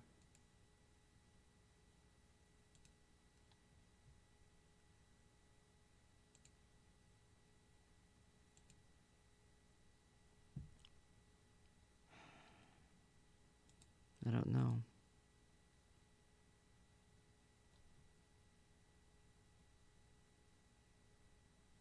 But this is Peter's. I don't even know what I did now. I don't know what I did. Anyway, the idea of this here is like if you go to your openings book, or you go to your database, maybe. There's a Ready Slav here. So I guess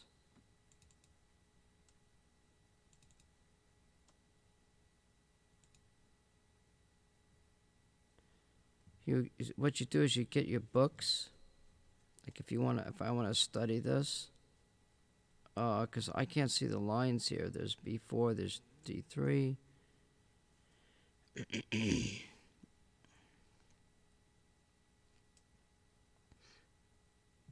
It's just confusing.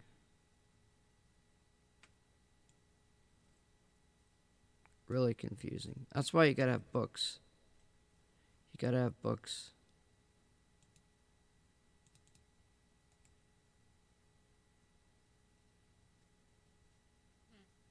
Oh, here we go. What's this second move? Oh, we might be able to find it. Let's see.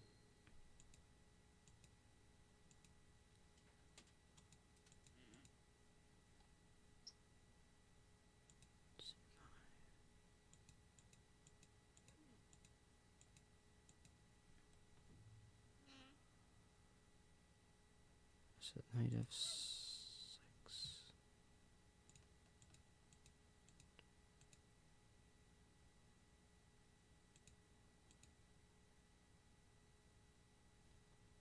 How did I just fucking find that?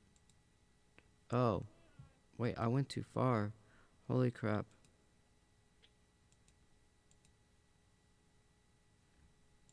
C5.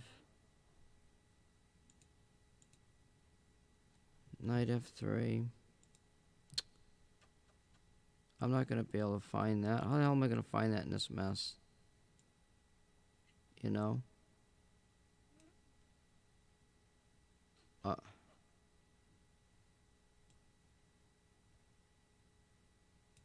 Sicilian. Yeah, this is not the way to do this. I'll tell you that right now.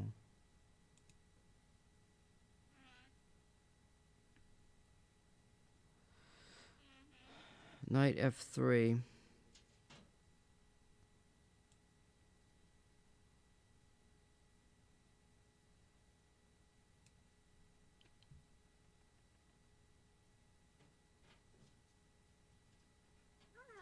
C5.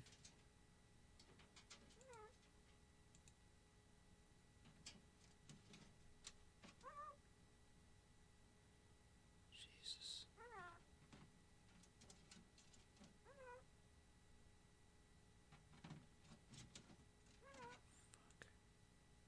I don't know where the fuck Knight F3. Knight F3. I don't know where it is.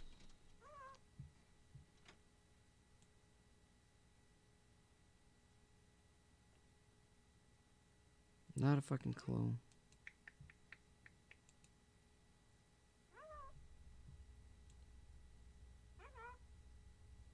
Not a clue whatsoever.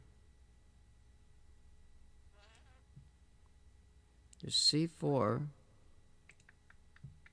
the hell was the second move? It was Knight F3.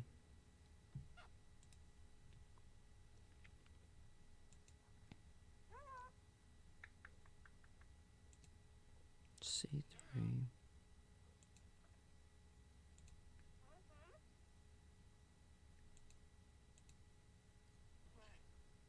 Jesus, what the hell was the second fucking move here? F3.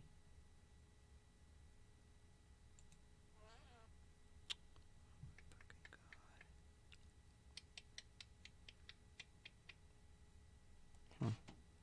I don't know.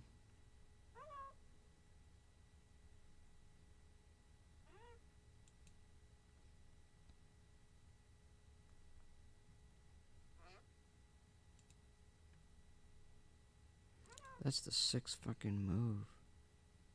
I don't know what the hell this is, honestly. Jesus. Oh my god. I feel like there's stuff missing here.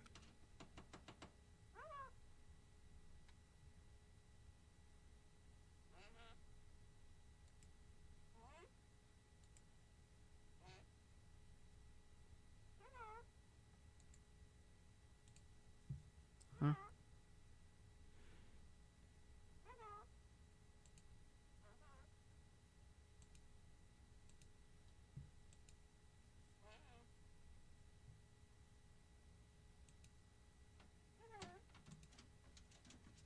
I don't know.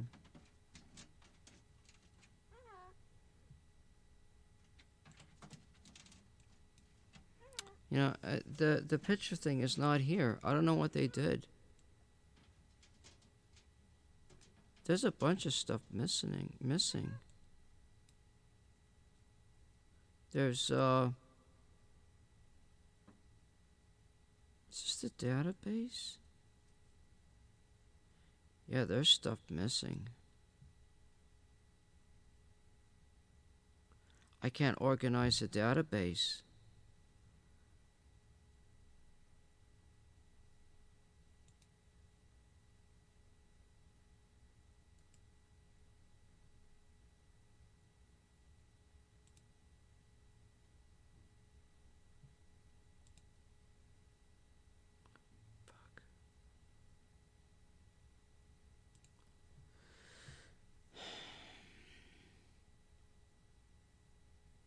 White won that game.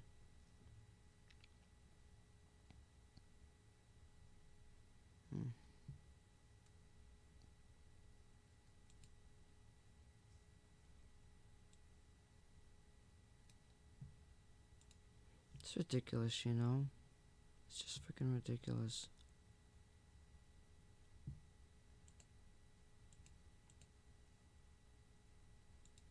C5. Knight F3.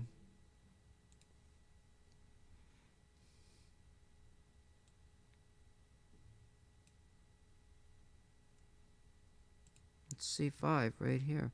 Why the hell did they get fucking... Oh, you know what? That's Knight F3.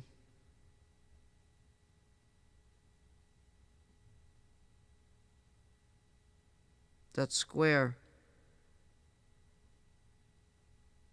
So he plays E6. E6,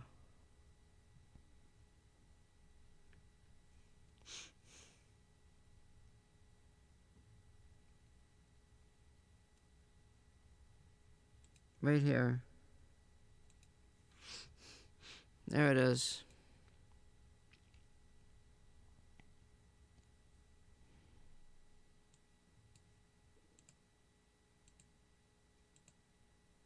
And it's D4. White to D4 here.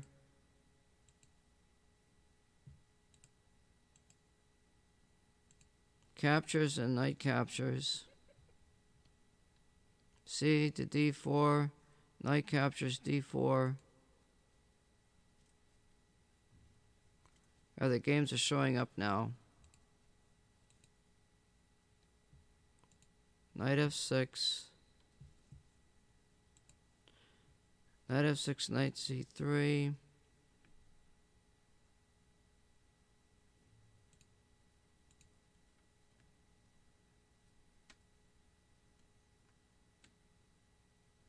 Huh, there's no games.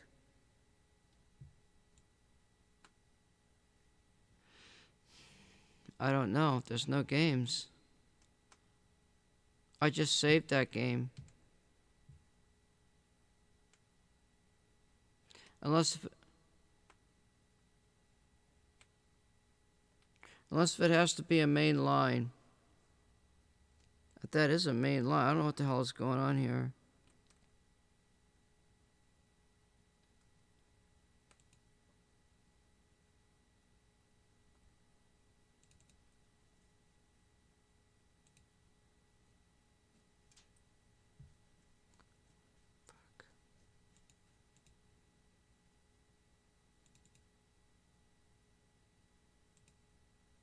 Why isn't it going back?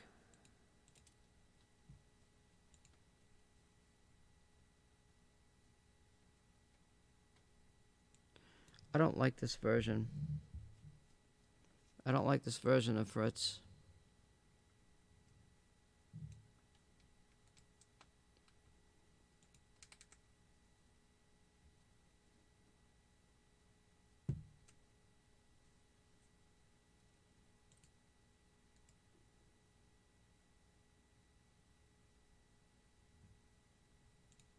I don't know what's going on.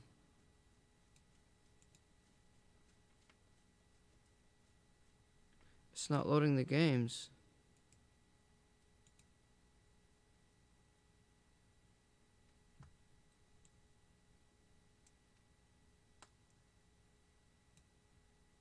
Huh.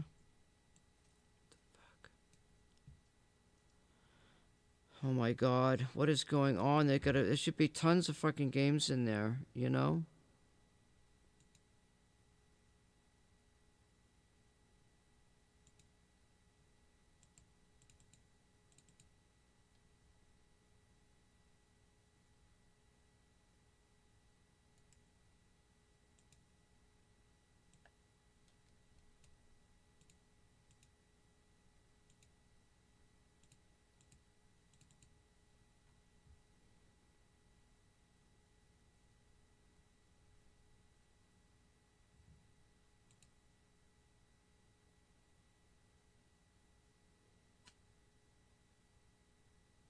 Maybe because it's taking too long.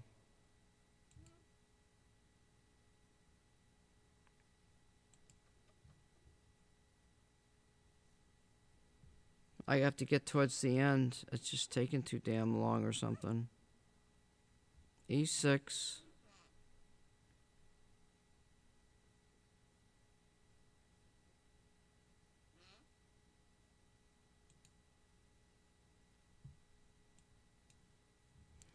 To CD4.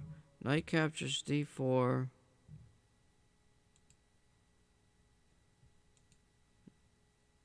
Knight F6. Knight C3.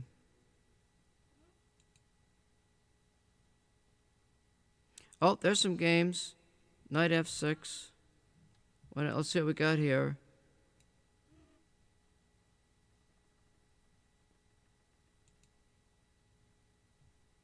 Wait. So it's one of those.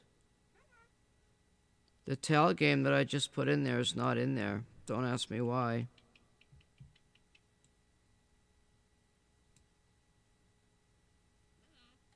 There's the lines right there. So you got E6 and F4. And guess what? It's not there. Nobody plays E6. They all play E5. And some of these players even won with E5. Nobody plays E6.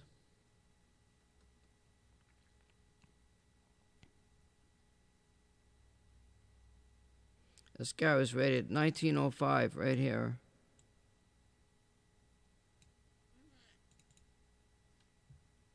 There it is, right there. Wait, what the hell? E5. I guess. Oh, that's E5.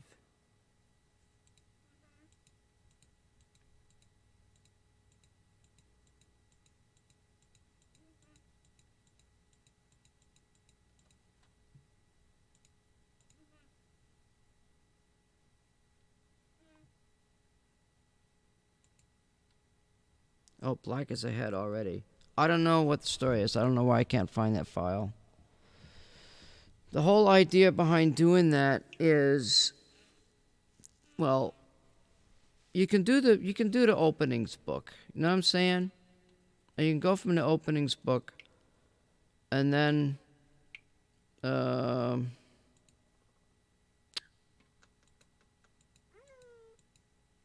like it shows a game. Okay, let's say you've played a really good game up to a certain point here. Like white's ahead right here. See that? Where did the lines go? Yeah, hi, shut up. Shit.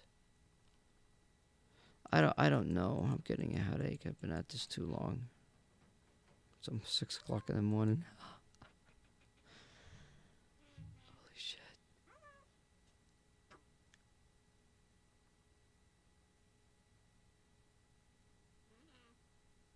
Wait, I want to go backwards.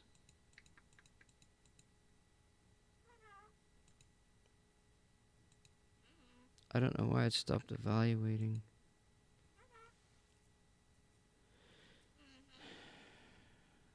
I just don't know.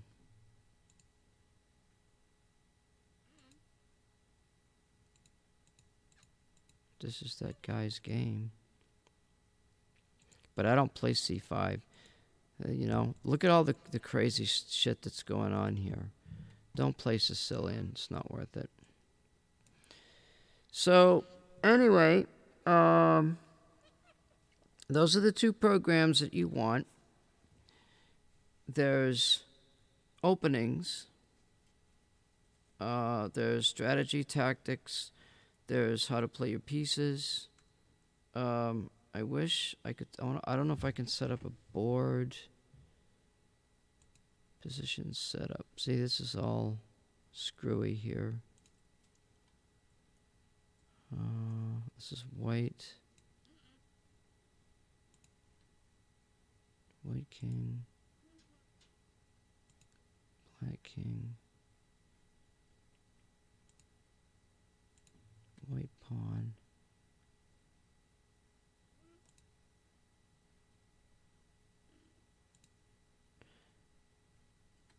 Flip the board. Actually, let's not flip it. So if I want to play this,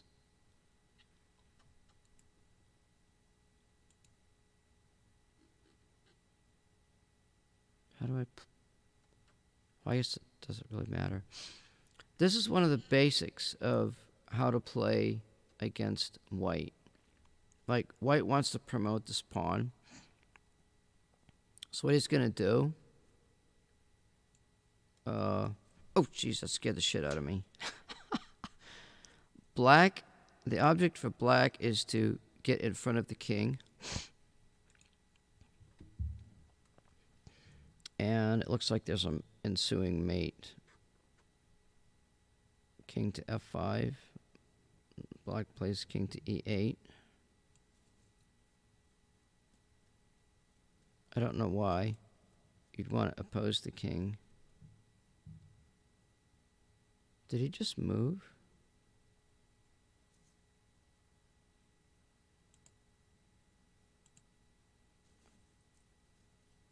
Yeah, I don't know. If I go here...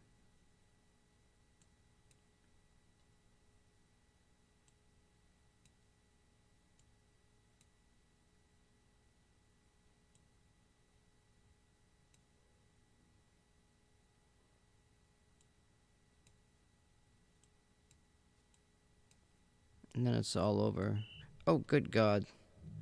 I don't know why that damn sound is not supposed to be on there. Jesus. I gotta fix that.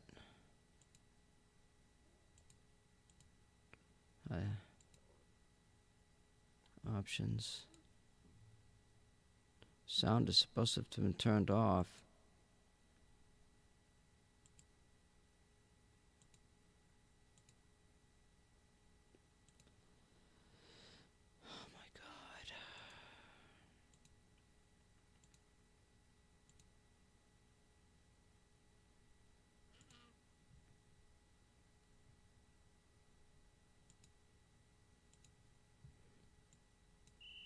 Oh my freaking God. What the hell happened up here?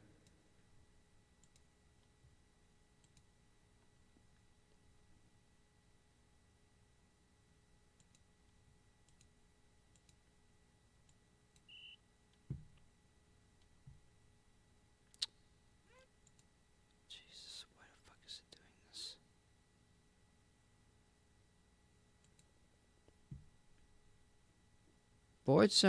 Board sound is turned off.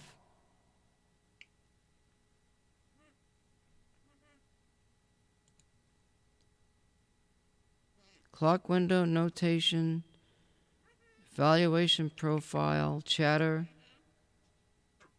I don't know why it's doing that noise. I swear I don't like this version. It's bugging the crap right out of me. Let me just do it the right way. I guess it's black to move. I don't know.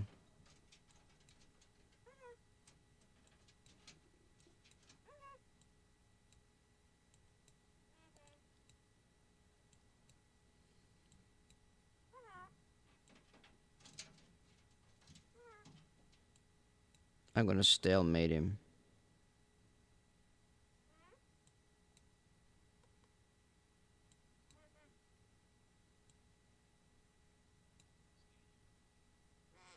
Stale him? What? Stale him? Anyway, that's called a stalemate. So if you don't checkmate your king and you get your king into stalemate, it's a draw. It's a half point for each person. So, as you can see, it is kind of involved. It's kind of complicated. But if you want to play like a grandmaster, watch my games, watch my lessons, and we will continue this another time. I'm going to go with basic openings. We'll do, the next time we're going to do basic openings, and then we're going to do the end game. And And I got to figure out about the positions and stuff on my thing here, on my Fritz, because this is not going to work out for me. I guess that was interesting.